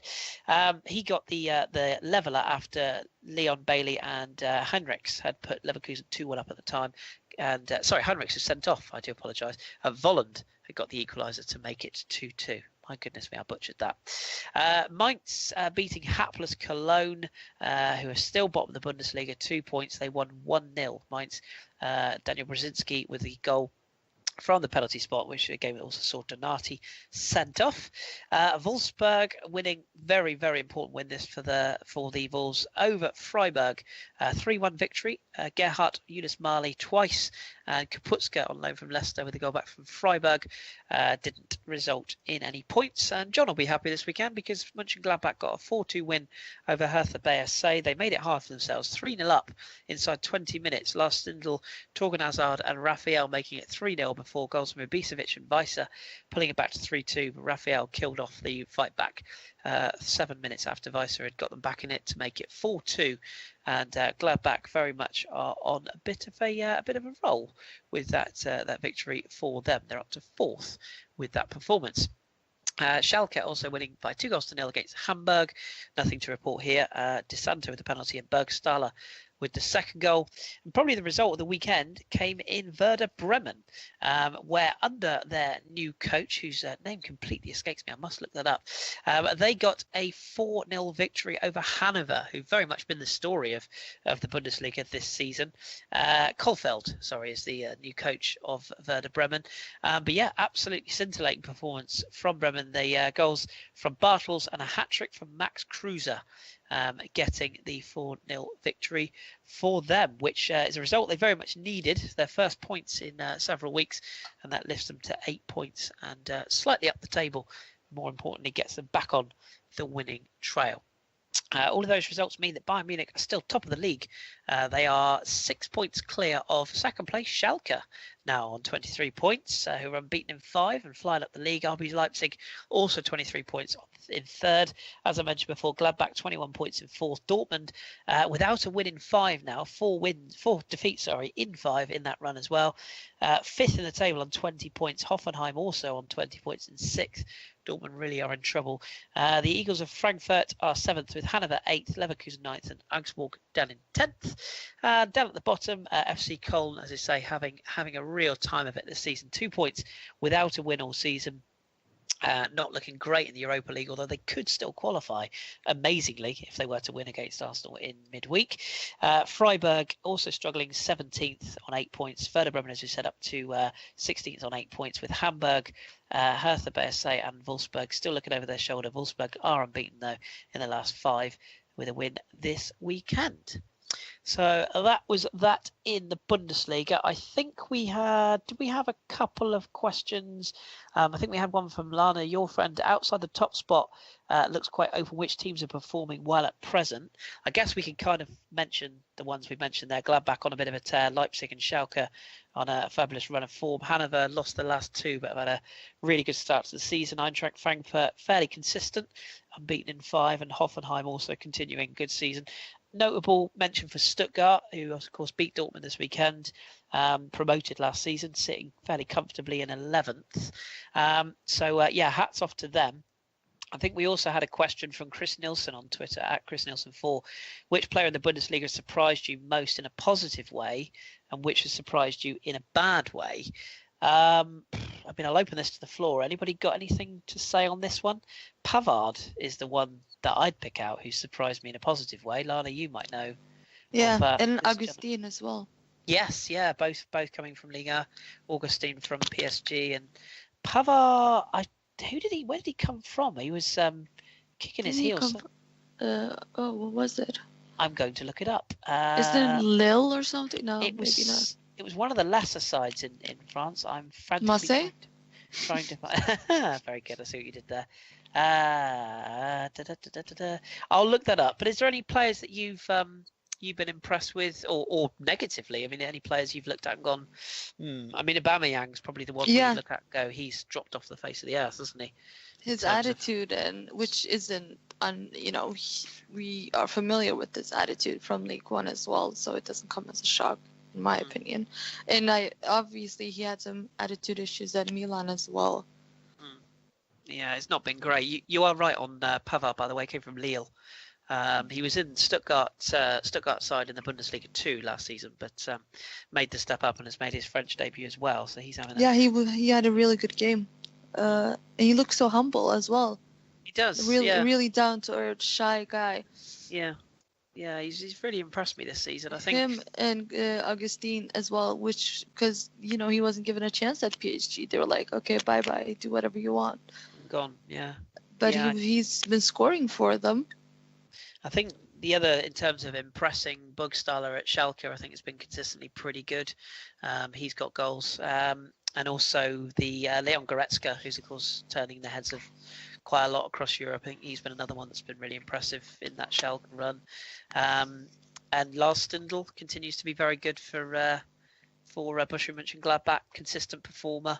There's quite a few you could pick out, I think, but that's a little bit of a flavour. And as for disappointments, I think any of the Cologne squad probably will be in there. You could pick a few from Hamburg and Werder Bremen as well, who've underperformed this season. And notable mention for Timo Werner and Max Philipp as well, who've also been very good this season for their respective clubs. Josh, we had one other question, didn't we, about the German scout who's coming across to Arsenal from Borussia Dortmund, Sven Mislintat. There we go. Got there in the end. Put the teeth in. He's coming head of recruitment from Borussia Dortmund. He's coming to Arsenal imminently. He is the scout who's responsible for signing quite a few big-name players at Dortmund or establishing them. He also is part of a team of sort of scouting network that's put together in Germany, and it is very, very much famed in Germany for what he's done. He also, I think I'm right in saying he also was part of the crew that found Christian Pulisic before they brought him across to Dortmund. So very highly rated. What's your thoughts on this, Josh? Is it a positive move in your opinion for us? It probably is an obvious thing to say, but he's known as, is it something like the Diamond? I think is his nickname in Germany. Is this likely to be Diamond Eye? This is his nickname. Sorry. Is this likely to be something that will kick Arsenal onto another level in terms of their scouting network and their ability to find those top players that they always used to find in France, for example? Yeah, I think, as you said, a couple of the players that he has managed to find for Dortmund. I think the only reason he's really looked to have left because he looked very, very settled there was an issue that Tuchel had put in, because he used to have quite a big say in the overall first team and the scouting network and the signings that ultimately came in. Tuchel kind of pushed him to the side and said no, as quite a controlling manager that Tuchel is, to have the final say on everything. But with the way that Arsenal have moved across, I think the summer from the, I think probably much jeered at comment from the chairman, not chairman, CEO, Ivan Gazidis, with the catalyst for change. There has been some big appointments that have come in, and it looks like Steve Rowley, if I'm correct in thinking, who's the current holder of the position, has been there for about 25 years or so. So obviously there's been some great names that have come through him in terms of his scouting network. But it is a case that I think they are refreshing everything in the backroom staff and ready for the inevitable exit of Arsene Wenger, which I won't speculate on when it will be, because there's other places that has been speculated for constantly. But it looks like they're getting everything in place, added with Burgess, who's the performance development. They've got in, was it Moshri? Yeah. The lawyer, and there's another chap that came in across this summer as well, whose name is Forsyth's course as well, who's getting his feet properly under the table now in terms of the medical fitness side of things, and it does seem like there's a bit of a change going on. Jens Lehmann, of course, coming back is another absolutely one to mention. But I would think it looks to be a good appointment. I don't think it's something you'll see immediate results from. It's a bit like so I'm a little bit distracted because Shawcross has just elbowed Anthony Knockaert in the face. Just saw that. Pleasant gentleman. Indeed.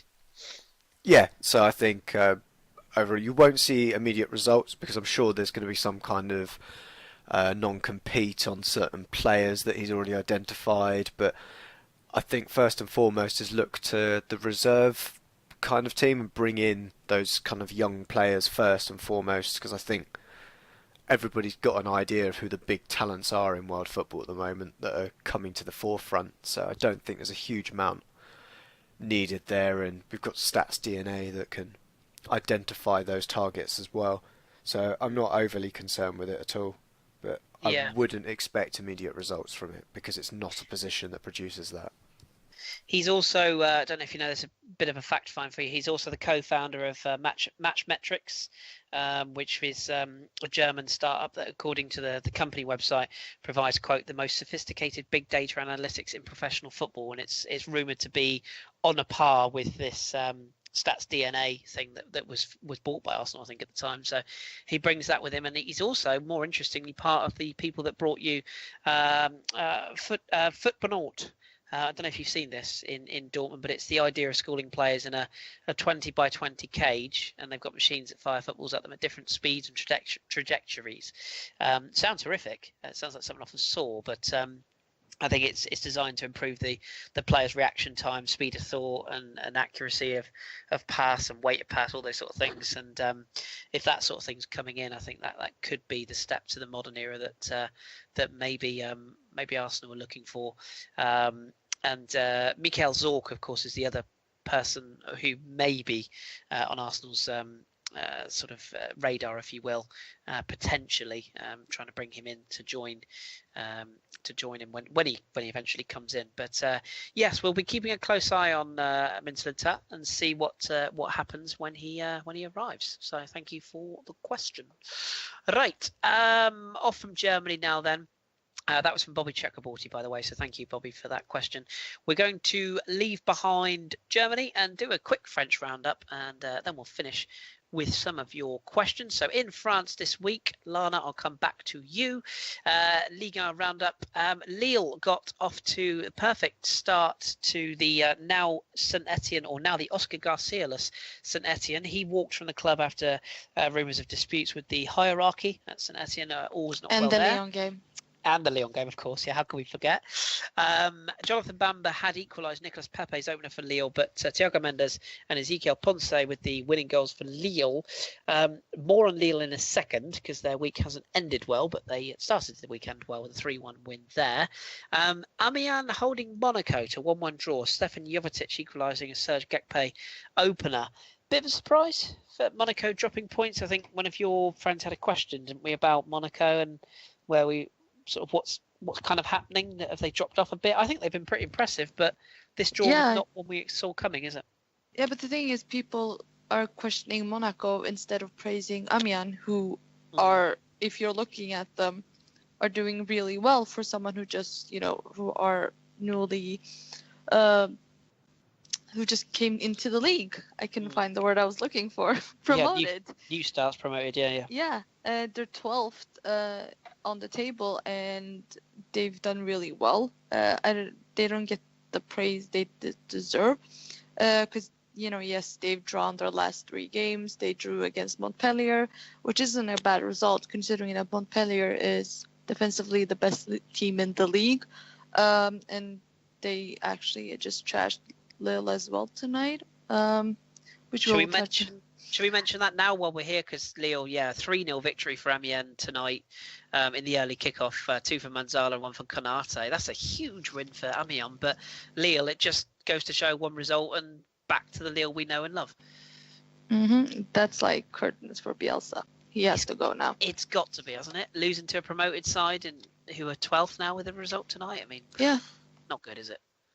Nope. They've, lost, drawn most of their games. We can't, count on the win against Saint-Etienne because everyone's beating Saint-Etienne these days. But I think that's Bielsa's gone. If he has any self-respect, which I doubt he has, he will walk after this game because losing, as you said, to a promoted team is just embarrassing. Not gonna mention Lyon last season, but but full credit to Amiens, who is having a really good season, deserves more respect and praise from others instead of looking at the fact that Monaco drew, because they drew against a really good team. And I wouldn't be so worried about Monaco. They're still second. 6 points behind PSG, but it's PSG. We've basically taken them out of League One. They're having their own little league anyway. So technically, if you look at it, Monaco is first, Lyon is second. So, if you don't count with PSG because they're irrelevant. Well, we have to. We should touch on PSG, shouldn't we? They got a 3-1 victory over Claudio Ranieri's Nantes. The thing I want to bring up about this game, there was I think it's the L'Equipe, certainly not favourable in terms of what they rated PSG's players, were they? 2 goals from Cavani, 1 for Di Maria and 1 for Pastore, sandwiching a Nkluma goal back at 2-0. It's 2-1 at the time, but ended 4-1 to PSG. Neymar in particular coming in for some stick in terms of the ratings. Defensively, I think the ratings were not good. Areola was not got a good rating. Is it fair to say that maybe L'Equipe and the French press are falling out of love with PSG a little bit? I mean, I know that their target's the Champions League, isn't it? But in France, they're falling out of love with them a bit, aren't they? Yeah, 5 years later, they should have. I mean, the fact that Thiago Silva continued to get a 7 and L'Equipe every freaking weekend, that was like, what is going on? I think finally this season, I don't think the Neymar signing has been as popular with the French clubs and media as it has been with the PSG. I mean, we've only heard negativity around him, with the whole penalty gate and just like falling out with Cavani. I don't care how many times they go out and say that, oh, we're friends. The way he behaved, I mean, you don't stay friends with someone like that. So that's just in the public's eyes. I don't think he's, gotten up to the start he had hoped. I think he tried to, get off to the same start as Zlatan, which we've seen has failed gloriously. So the thing is, his signing is irrelevant because everyone knows they still lack 2-3 players in midfield. They need a whole new defense and a goalkeeper. So it was just a meaningless signing. Basically, you know, we can sign whoever we want. Statement signing, wasn't it? Yeah, and it's a statement that's basically backfired gloriously, and it's gonna cost them in the Champions League. Because fine, you can score how many goals you want, but when Iniesta is, you know, sending a pass to Messi through that midfield who is so easily exposed, then come and talk to me about, oh, we just signed Neymar. Because it doesn't matter when you've conceded 3 goals to Barcelona or 4 goals to Madrid or whoever you're going to meet. I know that, you know, their main target is the Champions League, but how about you actually respect your opposition in the league, which they've been, you know, harassed about so many times over the years. And this is why they're so hated in League One, because they show no respect to any opposition, to any fans. They have achieved nothing in Europe to even have the level of arrogance they have. Their success is bought. Yes, I am fully aware that's football today, but I'm like, try to stay humble, because it's so easy to not like them. And especially this season, yeah, they've had Zlatan, who's done his fair and, you know, his share of things, but at least it wasn't as arrogant and despicable as they are this season. It's genuinely growing on me how annoying it is to watch them play. It's like they don't even care. It just bothers me so much. I know we've talked about this before, but I hope that whoever they meet next just gives them a big fat reality check. It's that age-old argument, isn't it, as well, of that, you know, you can't buy love, and also you can't just turn on a performance one week in one competition and then turn it back on in another competition. If you are playing, okay, yeah, it's not their fault that the teams are so far below them in Liga, but it's that struggle to raise their game. And they have looked good in the Champions League, no denying, but some of the teams they played, Anderlecht and Celtic, all due respect, but, you know, yes, they were good against Bayern Munich, but I would argue they found a Bayern Munich side that was on its knees at the time. And where we're going to really see where this PSG side is come the knockout stages. That's when we're going to really see where they are. And as Josh points out there, maybe a little fish in North London for a certain Chilean in January, maybe something they're going to look at, because I can't see how Di Maria and Drexler are going to both remain there for the rest of the season. And if you do see Hatem Ben Arfa, please ring his parents, because they've been worried about him. He's in the youth center now, youth team now. Oh, is he? Good. Yeah, that's he's good. He's been promoted from being frozen now to being able, you know, he's allowed to train with the kids. God bless him. But he only has himself to thank, because he was given the option of leaving this summer. No one told him to leave Nice. No. Nice was actually the only club who took a gamble on him, gave him back his career, and until Claude Puel takes him back to Leicester in the summer, because I think that's what's going to happen. But wouldn't be a bad signing if it kickstarts his career again. But he's a player with so much talent, but he's more about, let's have a fat burger or a shish kebab instead of actually playing football. Like Shaqiri, Josh would say. Yeah. I think there's an argument, definitely an argument for that. Rattling through a couple of other results, and then I'll give you some time to talk about Lyon, because I know you want to. Caen drew with Nice, 1-1. Ronnie Rodelin, who else, equalised a Lys Melou goal in the 94th minute to get a result for Caen. Metz and Toulouse drew 0-0. Diagne sent off early for Metz, so they would probably see that as a point gained, given the circumstances. We also saw Strasbourg beat Rennes by 2-1. Real good result that for Strasbourg. Bayak and Bahoken with the goals for Strasbourg. Hunu with the late goal back for Rennes, who had a Malfitano sent off. Yes, he's still playing. Guingamp drew with Angers. Goal from Kamara for Guingamp, equalised by Andro. Legodeau was sent off for Guingamp, didn't help there cause. And Dijon win 3-1 against Troyes, despite going behind to a Hyun opener. Julio Tavares and Kwan Chang-hun with the goals for Dijon. 3-1 victory for them. The only result I want to talk about before we talk Lyon, Bordeaux-Marseille drew 1-1 on Sunday night. Out of the frying pan into the fire for Marseille. Very last kick of the ball, literally the last kick of the ball. The result was whistle was blown straight after Morgan Sanson popped up with a 93rd minute equaliser for Marseille. Richly undeserved, I thought. Bordeaux were much the better side. Nicolas de Préville, who I know Ross has got a little soft spot for, as do I, got the opener. Lovely goal as well. But it was all in vain, and Bordeaux couldn't hold on for the 3 points. So, to finish in Ligue 1 this week, then 0-0 between Olympique Lyonnais and Montpellier. That wasn't the story here, though, Lana, was it? A Fekirless Lyon. He was introduced to the crowd pre-game. I think he was carrying a bit of an injury, a bit of a knock. No, he was suspended. Oh, he's suspended. Oh, my apologies. 3 yellow cards in a row gives you 1 match suspension in League One. But before we start with them, did you know the last time Marseille won at Bordeaux was in 77? I didn't know that. 40-year-old record. So, yeah. Marseille had no, even Mohamed, the Marseille fan, was like, yeah, I have no hope of winning at all. No, they'll take the draw given how that game went, absolutely. Ross, you'll be happy to know that Kostas Mitroglou is still frauding up Liga. So yeah, even though he's being hated by Mohamed at the moment. He missed so many chances. Oh my God. He looks so fat as well. I'm sorry, but yeah, just not. His hair looks so greasy. Like, can't you buy a shampoo that actually...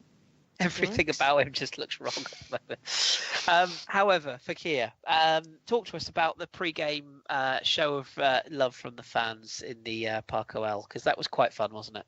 Yeah, he sat with the ultras, which is very normal. When when the captain is injured, he usually goes and sits with, or suspended, he sits with the ultras, which Fakir did pre-game, and the whole ultra section had a tribute in the 18th minute where they put up his t-shirt, basically doing the Fakir celebration as he did against Saint-Etienne, which led to the whole, chaos and Garcia being leaving his job and everything.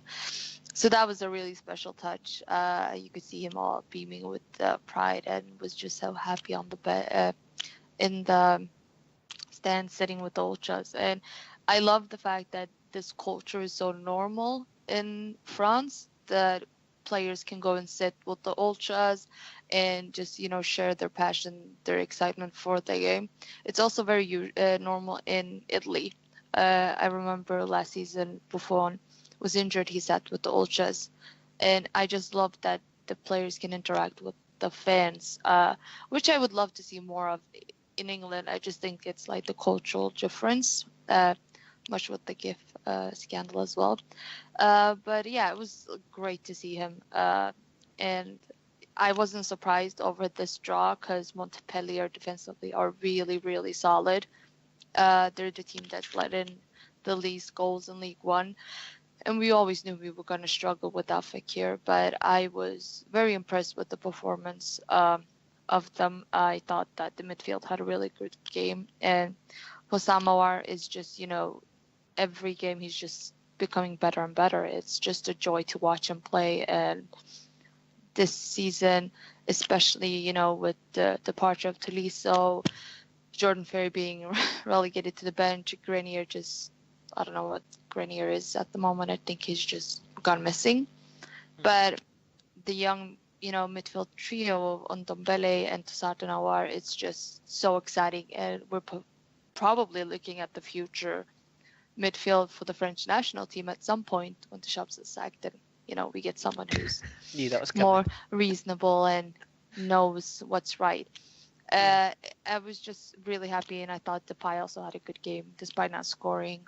He really stepped up because you need a player to step up when the captain is gone, their most important player. And I just thought that he had a really good game, especially the last 5-6 games. He's really stepped up. I think it's his renewed relationship with God has made him just become a better player or something, because he's doing well for the Netherlands as well. He scored last week during the international break as well. So I really hope he continues this form, because they're coming into some really, really tough fixtures now. I think they're playing Nice next. First they're playing in Limassol in the Europa League. Then they have Nice, Lille, Caen, Atalanta. And December is a crucial month as well, where they play Marseille, Toulouse, Guingamp, PSG, Bordeaux. These are huge games coming up. So we need players fit. We need players to step up and really shine, because second place is there to be taken, as we've seen with Monaco, which was also a bit of a bittersweet result, because losing 2 points when Marseille drew and Monaco drew, it could have been, that's 2 crucial points that could potentially cost us in the long haul. So hopefully they can continue their winning run now on Thursday. It's just so one of those sort of run of fixtures that you'll see really what they're made of. But nevertheless, really fun scenes to see that display of the shirt holding at the end. That was good fun. At the beginning, it was good fun. Where that leaves the table, though, we've got PSG, as we said, on top, 6 points clear of Monaco now after that drop points from Monaco. Both are in Champions League action. I don't believe Monaco can qualify any longer. I think I'm right in saying that anyway, but they could go into the Europa League, of course. PSG already qualified their home and dry. They've got a formality to go through in the Champions League this week. As we said, Lyon third now, 26 points, 25 points for Marseille in fourth. Nantes sit in fifth despite their defeat, and Caen, rather surprisingly, up to sixth in the table. St Etienne managerless. Well, I say managerless, they're not actually managerless because they have appointed a new manager who I must admit I hadn't heard a lot about. He goes by the name of Julien Sablé, or Sablé, I think it's pronounced. But I think he was a former player, if I'm not mistaken. I could be completely wrong on that one. I'd have to do my research. But he's come in as the new manager of St Etienne. We'll see where that ends up with them. Montpellier, Bordeaux, Toulouse make up the top 10 with Rennes, Amiens after their win tonight. 11th and 12th, Dijon, Troyes and Guingamp down to 15th with Angers and Nice still just hovering above the drop zone, which currently contains Strasbourg, Lille and poor old Metz, 4 points. I feel sorry for Jez Smith, who we both know, Lana. Struggling, 4 points, unfortunately for them. Next week's fixtures, Monaco, PSG. It's that time. Sunday night game, 8 o'clock. That'll be worth a watch. Are PSG playing home or away? Away, Monaco at home. Monaco has to win. Could be a good little game to watch, that one, as indeed could Nice-Lyon, 2 o'clock on Sunday. Montpellier-Lille could be a massive game for Bielsa if he isn't already gone. That's Saturday night at 7 o'clock. And on Friday, St Etienne hosts Strasbourg, which might be an interesting watch as well. So there we go. That is Ligue 1 done for another week. Just before we take some final questions from our listeners, we have some any other business. I don't know if any of you have seen this, but Chelsea have got a young player called Fankati Darbo, who's currently on loan at Dutch side Vitesse. If you haven't seen the wonderful own goal that he scored at the weekend in their 4-2 defeat to Groningen, do look it up. It is a fabulous finish, 35 yards, up and over the goalkeeper, curling in. It's a brilliant piece of skill. At completely the wrong style? end. Better. Honestly, it's better. Wow. Are they teaching that now in the Chelsea Academy? Because Tomori did it as well. He's one of their youth players. I think they must be. And Josh, you'll be happy. Pascal Gross has just equalised. Oh, spoiler! I haven't got there yet. Are we even going to address the fact that Adebayor is a massive prick? We're not even going to give that guy any attention, because anyone that slags off Thomas Rosicky, quite frankly, shouldn't be given any airtime. So if you're listening, Emmanuel, go fuck yourself. You can bleep that out if you like. John. Language. By the way, I love Neymar you, Thomas. is dating Demi Lovato, just like since we're on League One. All right. Okay. Well, there you go. I wonder how they communicate, because Neymar doesn't speak English and Demi Lovato doesn't speak Portuguese or French. Just the thought of those two together is just making me feel rough. Anyway, yes. So there you go. So if you haven't looked it up, do look it up. It's well worth the watch. It's quite entertaining. The other piece of information we got in any of the business, MLS playoffs semi-finals start this week. We will be, I know we keep saying this, but Josh, you and I are going to sit down with Jimmy and Pat at some point in the coming weeks. We just haven't decided when we're going to do it. We've got to fit into our timescales, but we are going to sit down and have a little MLS pod to review the season and talk about either the finalists or indeed the winners, depending on when we record. But for those of you who do follow your American soccer, we've got Columbus Crew hosting Toronto. on Wednesday, 22nd, of course, 1 a.m. UK time, and at the same, or an hour and a half later, 2:30 UK time for those of you night owls, Houston Dynamo host Seattle Sounders, with the return legs being played a week later on Thursday and Friday, so the 30th of November and the 1st of December. So yes, we'll give you the results of those next week. That'll do for any other business. We'll finish with some listed questions, and we haven't got too many left, luckily. Oh, Josh, you might want to look away now. But before we do, let's give you some breaking news. Ross, you're back on the call. I think you dropped briefly there. Some breaking news that's come out of the BBC and other sources tonight. Newcastle United, a financial firm headed by British businesswoman Amanda Staveley, apparently tabled a formal takeover bid in the region of 300 million for Newcastle United. Question to you: A, do you see it happening? And B, is this the news that Newcastle fans have been aching for to take them on to the next level? At this stage, I think it is probably going to happen. I think Mike Ashley has now finally made it public that he wants out. We know that the fans have wanted him out for a long time, so if the stars are aligning, then absolutely this is the time, especially if there's an investor who's now going to take it off his hands. That from the little I've heard about the investment takeover and the bid in general, it sounds like someone who sincerely wants to see the club do well. It is not like a Mike Ashley who's coming in as a cash cow. So I would be cautiously optimistic. I mean, we've seen plenty of takeovers come and go before now that have looked for all the world like they had good intentions and then they've backfired. I think even Mike Ashley at the very start, it looked like he was the perfect pick for Newcastle, and then it turned around quite quickly when we discovered his true motivations. So I think with any takeover, there's a level of risk, but at this stage, I think it's best for everyone just to get it done. To get Mike Ashley out would be huge for the Newcastle fans. To get money in would be huge for Rafa Benitez, and who knows what he could then do with that squad. It's why he stayed there for the championship season, because he thought there was going to be investment, and he thought that eventually there'd be money coming in and he could build a dynasty with Newcastle. So hopefully for Newcastle's sake it comes off, but it's same with any takeover. You've just got to wait and see. Just got to wait and see what kind of owners they are and whether they're going to invest the money that the fans are going to want.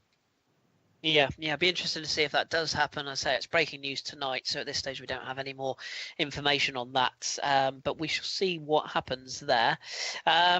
The next question we had come in, Josh, you can have this one if you like. This is from our friend Gage Reynolds at LGageO.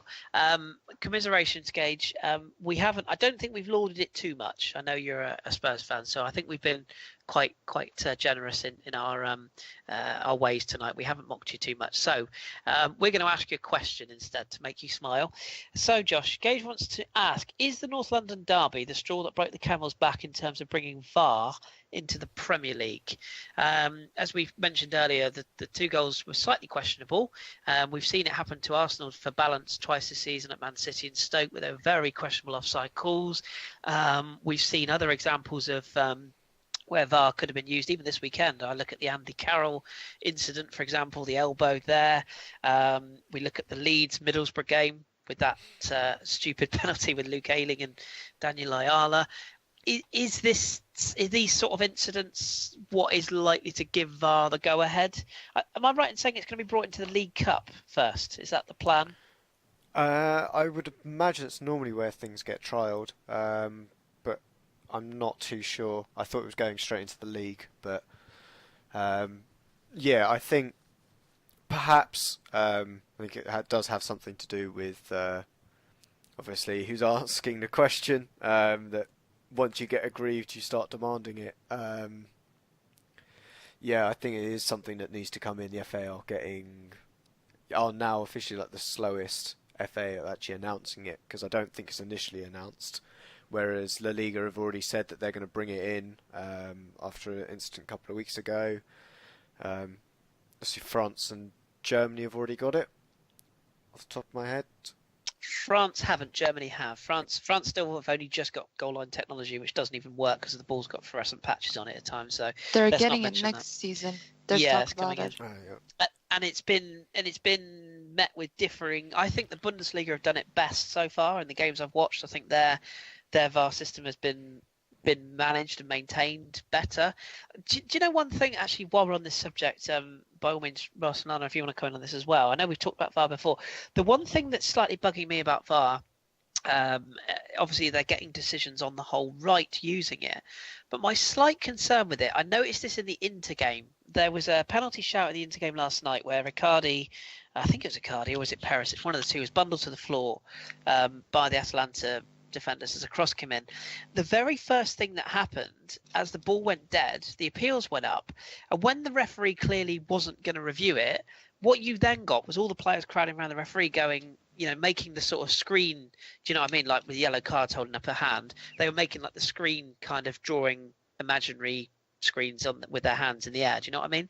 And I thought to myself, well, this is supposed to take away the element of players hassling referees and pushing decisions. So maybe I'll ask Ross first of all, does this open a bit of a can of worms that yes, we might get decisions right in the long run, but are we going to get players just demanding referees look at every incident now because they feel like they've been wronged in the hope that they might get something that maybe even they're not convinced has even happened? Maybe, but this is the trial and error part. Seeing how the players react to it as much as its implication in the game. If it's available and it's free for players to go up and antagonise a referee into checking it out, not only is that going to slow the game down horrifically, but it will also be giving a tremendous amount of player power. So I suspect if that problem starts to bubble up and it becomes something that in the trial period that whoever, whichever FA is running it takes note of, I suspect the next step would be to make sure that only the captain can request that they go to the VAR, or that they only get 3 challenges per half, per game, whatever it may be. You get to keep that challenge. If you were right, you lose it. If you were wrong, there'll be ways to fix it. There'll be ways around it if that becomes a problem. But like I say, that's the point of the trial and error, is these things crop up and you go, oh, I didn't think that. I didn't think the players would then start abusing the system because they'll feel like everything was a problem. So let's put something in place to fix it, because I think the core principle of VAR is strong. We need some kind of check to be able to get these things right, because I know that the Arsenal fans won't enjoy being told it, but those 2 goals that they conceded, that they scored, which shouldn't have stood for various different reasons. And don't get me wrong, they're not the only ones in the world that score goals or concede goals for reasons like that. But if football is going to move forward, then it needs to take this step into VAR. And if that becomes an issue, then it just has to be tackled so that we can carry on moving forward. Yeah, it's one that will run and run. Yeah. Definitely, it's a tough one. And anything else on that, either Lana or Josh? Anything else you want to say on VAR? Yeah, the only thing I'd like to see added to it would be the miking up of the referees for the crowd. I'd love that. For the crowd's help Amusement. as well. Well, it's not really amusement. Just look at what happens in rugby when it goes to a decision. The consequence of the decision is then relayed to the crowd, so they know what's going on.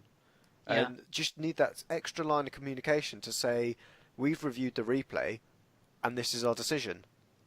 You don't get that. You have high hopes, Josh. Really. Yeah, I know. Does that I'm being open... sensible about it, but does it open a can of worms? I mean, Lana, you're one with a sharp tongue at times. I mean, does the passion of the game? I mean, I'm not dissing. Oh, who am I kidding? I am dissing rugby. It's not a sport. Can't pass forwards. But that's my opinion. No offense to rugby fans. Excuse Chris. No. All offence to rugby fans. I completely agree. If you can't pass forward in a sport, what's the point? Exactly. Rugby should just be ended immediately. It's not a sport. Anyway, but does it open a can of worms, Lana? I mean, rugby is known as the gentleman's game and all of those other cliches that are completely false. But is that there is this element of respect amongst rugby players that must be said. Footballers, I mean, circa Tony Adams, Millwall, 92, where it was trialled, and there was the famous "I'm not a cheat" line from, was it David Ellery, I think, the referee at the time. So is there a possibility that this could be a Wayne Rooney F&B fueled mess if we do this? Yeah, I mean, I'm thinking if you guys get so touchy over a GIF published by a club. Yeah, good point. I'm not to open up that subject again, but we saw how English media reacted to this, which was nothing. And now if, VAR comes into play and we open that extra line of communication, I just don't see how English fans would deal with it. I think, again, it has to do with, for example, if Germany would implement it, I think they would react differently. but that's it depends. It's how English fans react compared to other leagues. I think again, culture has a lot to say in this matter, and I do think that abuse would be more vile in this matter than Me too. yeah. That it will, like, imagine a GIF, how much shit that caused, and now we're gonna open up the line of communication, and the ref might get death threats and flashbacks to the Chelsea Barcelona Champions League game. Yeah. But they get that anyway. It's nothing to do whether or not their mic's up or not. It would make no difference. But the fact that if you're moving to a decision that then the crowd cannot see, because they're not putting the replays up on the big screens, you need that line of communication to tell people what's going on inside the stadium. Otherwise, there's almost no point of turning up, because you're better off watching it on TV. But that could be in a different way, because I'm thinking that line of communication should stay private in case something is said that shouldn't be open for everyone to hear. Yeah, so in the NFL and in rugby, there is an on-off switch on that microphone. It's not always open. But then again, are we opening? And maybe we'll finish with this point, because we could talk this for hours. But maybe there is a point that should the replays be available on the screen then, like it is at cricket and rugby, and maybe that would give clarity as to what the referee's seen, because a referee can go on the mic and say, well, I've given it for this, and this is what I've seen. And although we're sat at home with our TVs, plasma screens and HD and all that, we can see it. Well, when you're in the ground and they're not allowed to show controversial replays because of the incidents, you're basically all sat there supposed to accept it.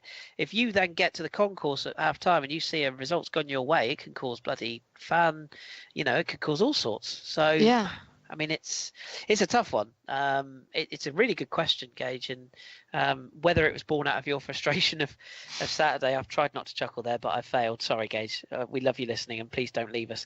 But no, whether it's been as a result of that or not, it's a really good question, and it's opened a massive can of worms. But we've got 2 questions left, and I want to get to them before we wrap up. One is definitely aimed at me, I think, so I'll get that one last. But the last question I wanted to come from Lana. Again, we could talk about this for hours, so we'll try and keep it brief. But there's a bee in your bonnet about a certain Norwegian journalist. Do tell. Yeah, it was a Norwegian douchebag, sorry my language, who said, "Feel free to call me old-fashioned, but female commentators have no business commentating on the men's football games.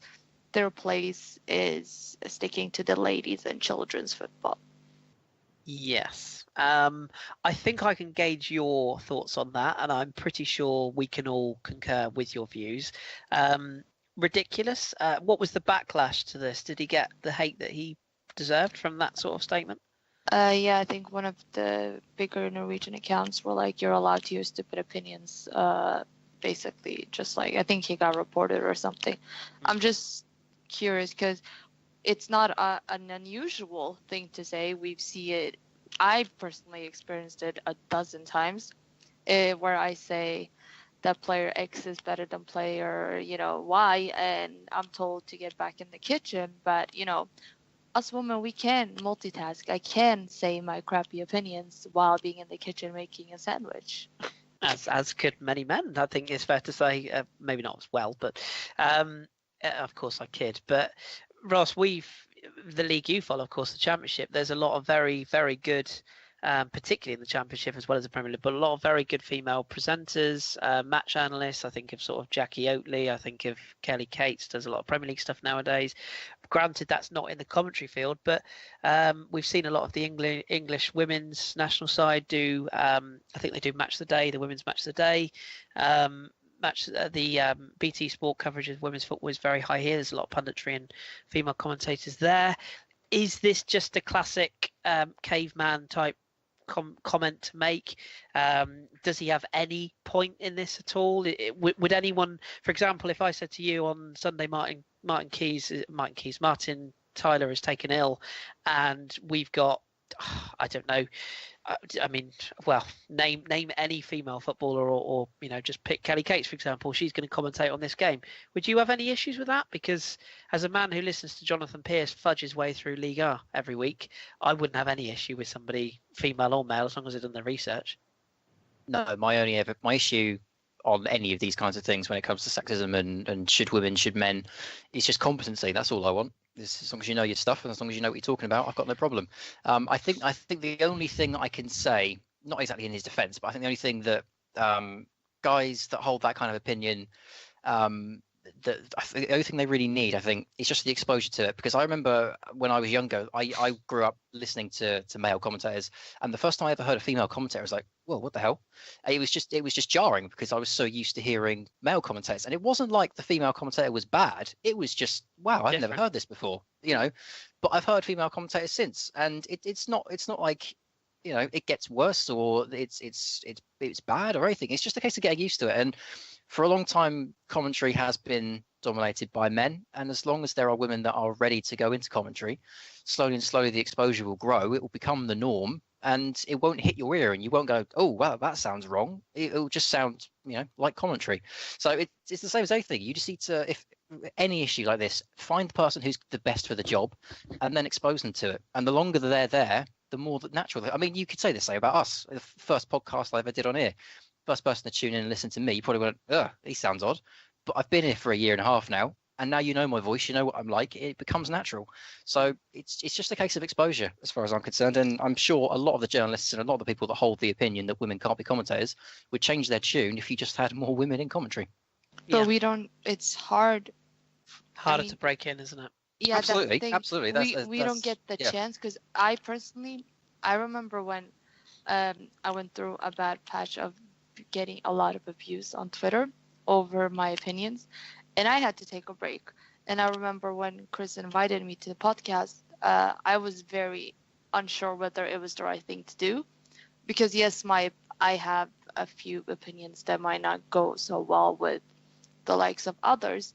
But I tell the truth. I'm not going to sit and lie and say that Mosz Sissoko is a great midfielder when he's not.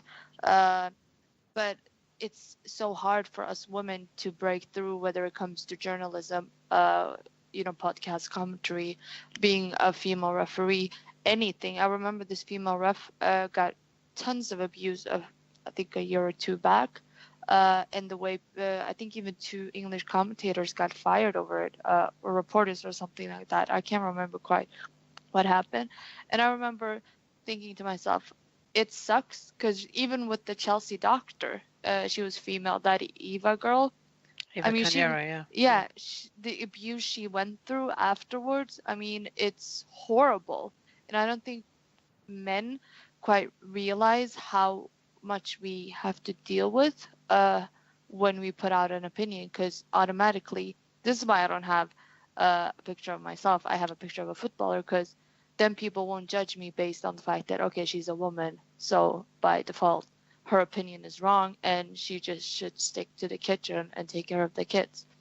It's just baffling how the mentality of 60 years ago still exists in 2017.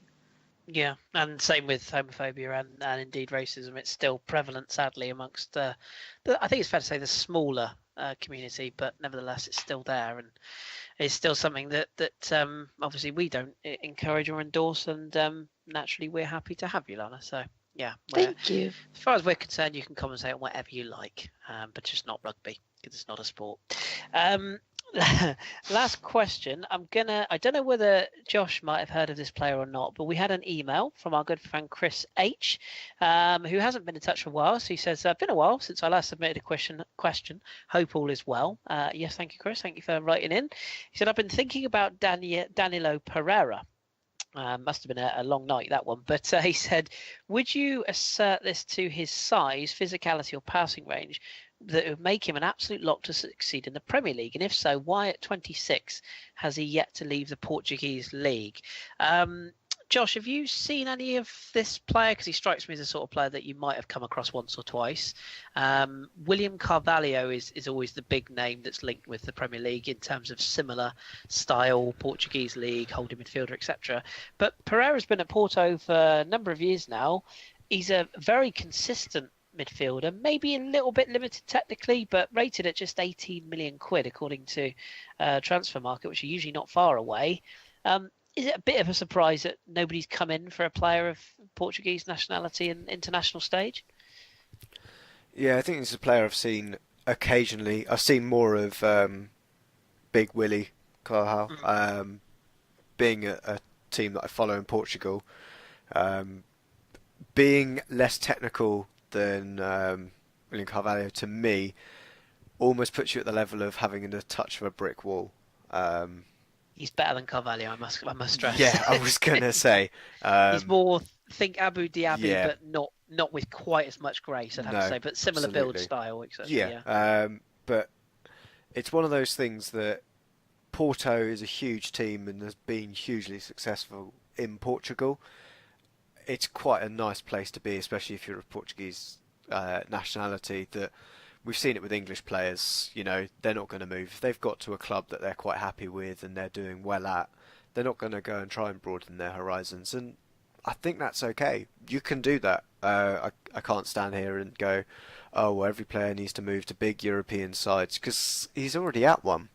Arguably, in the last couple of years they've dropped off. They've had a string of dodgy managers, but overall, I think if someone wants to take the risk, it's going to be quite expensive to get him out of there, which we've seen is not something that teams are too big with doing. Watford have got Andre Carrillo on loan from Benfica, but he was previously at Sporting. It's the kind of player that's the kind of deal that Premier League teams are going to look to try and do. I don't think they're always going to go big and drop a transfer fee, even with the extra money that's available in the league. They're going to try and go with that loan because it's quite a different league from the Premier League. I think if you had a chance of moving to Spain, then perhaps, but obviously his chance at silverware is very limited if he's not going to be going to one of the big two. So from there, yeah, it's very difficult for where you move from the Portuguese league, because naturally it is to Spain. And if you're happy with winning trophies in Portugal, then there's no reason to move, is there? No, agreed. And if you are succeeding, you say you're playing European football, and you know, maybe he is just somebody taking a gamble on him away from a big move. You know, maybe that will happen eventually, but just not at this stage. Should say actually as well with our listeners, Chris sent us that question in today. If there is I know we don't necessarily do a hipster's choice any longer due to the sort of time restrictions we have, but if there are players in leagues you watch that we may not be familiar with, or if there's a player that you just wonder what's happened to him, or just a player you want to hear us talk about, really, chuck us a line and at the FH podcast, or drop us an email like Chris did, and we'll try and do a little bit of intel and research on any players you might want us to dig out, especially if they're sort of championship players as well, that Ross and Josh can have a nose at. So yeah, please do let us know. We'll see what we can do League One. Or Liga, of course, yeah, or Serie A, or any way you like. Just maybe not the Welsh fourth tier or something, because we might struggle to find out information on them. But do your best or do your worst. There was actually one thing I noticed, which maybe I'll save for next week, which was the team of players that are going to be a free agent in the summer. That's quite a list of top talent, by the way, so maybe we'll touch on that next week. But yes, that's okay. I think we'll leave it there. I don't think anybody got any other business before we wrap up the show? Anything that I haven't covered that you want to burningly get off your chests, or are you all happy? I remembered mid-show that there was a non-league striker for Dover who scored at the weekend called Naughty Naughty. Oh, Naughty Naughty, yes. And there was, of course, Mambo number 5. They'll talk about that. I see they've made a charity shirt now, haven't they, for young Mambo. I can't remember who he plays for. Is it? Ebbsfleet United. Ebbsfleet, yes. But the captain's got number 5 and he refuses to change it. Yeah, so they've done a Mambo number 5 shirt for charity, which they're going to auction off. Which is a nice touch. I know, but you know, it's got to be done. And of course, there was talk of Harry Winks changing his number to 40, wasn't there, for 40 weeks? Exactly. Harry Winks at Spurs. There's a popular term in English, 40 winks, is getting some sleep. So I have news. Oh, go on.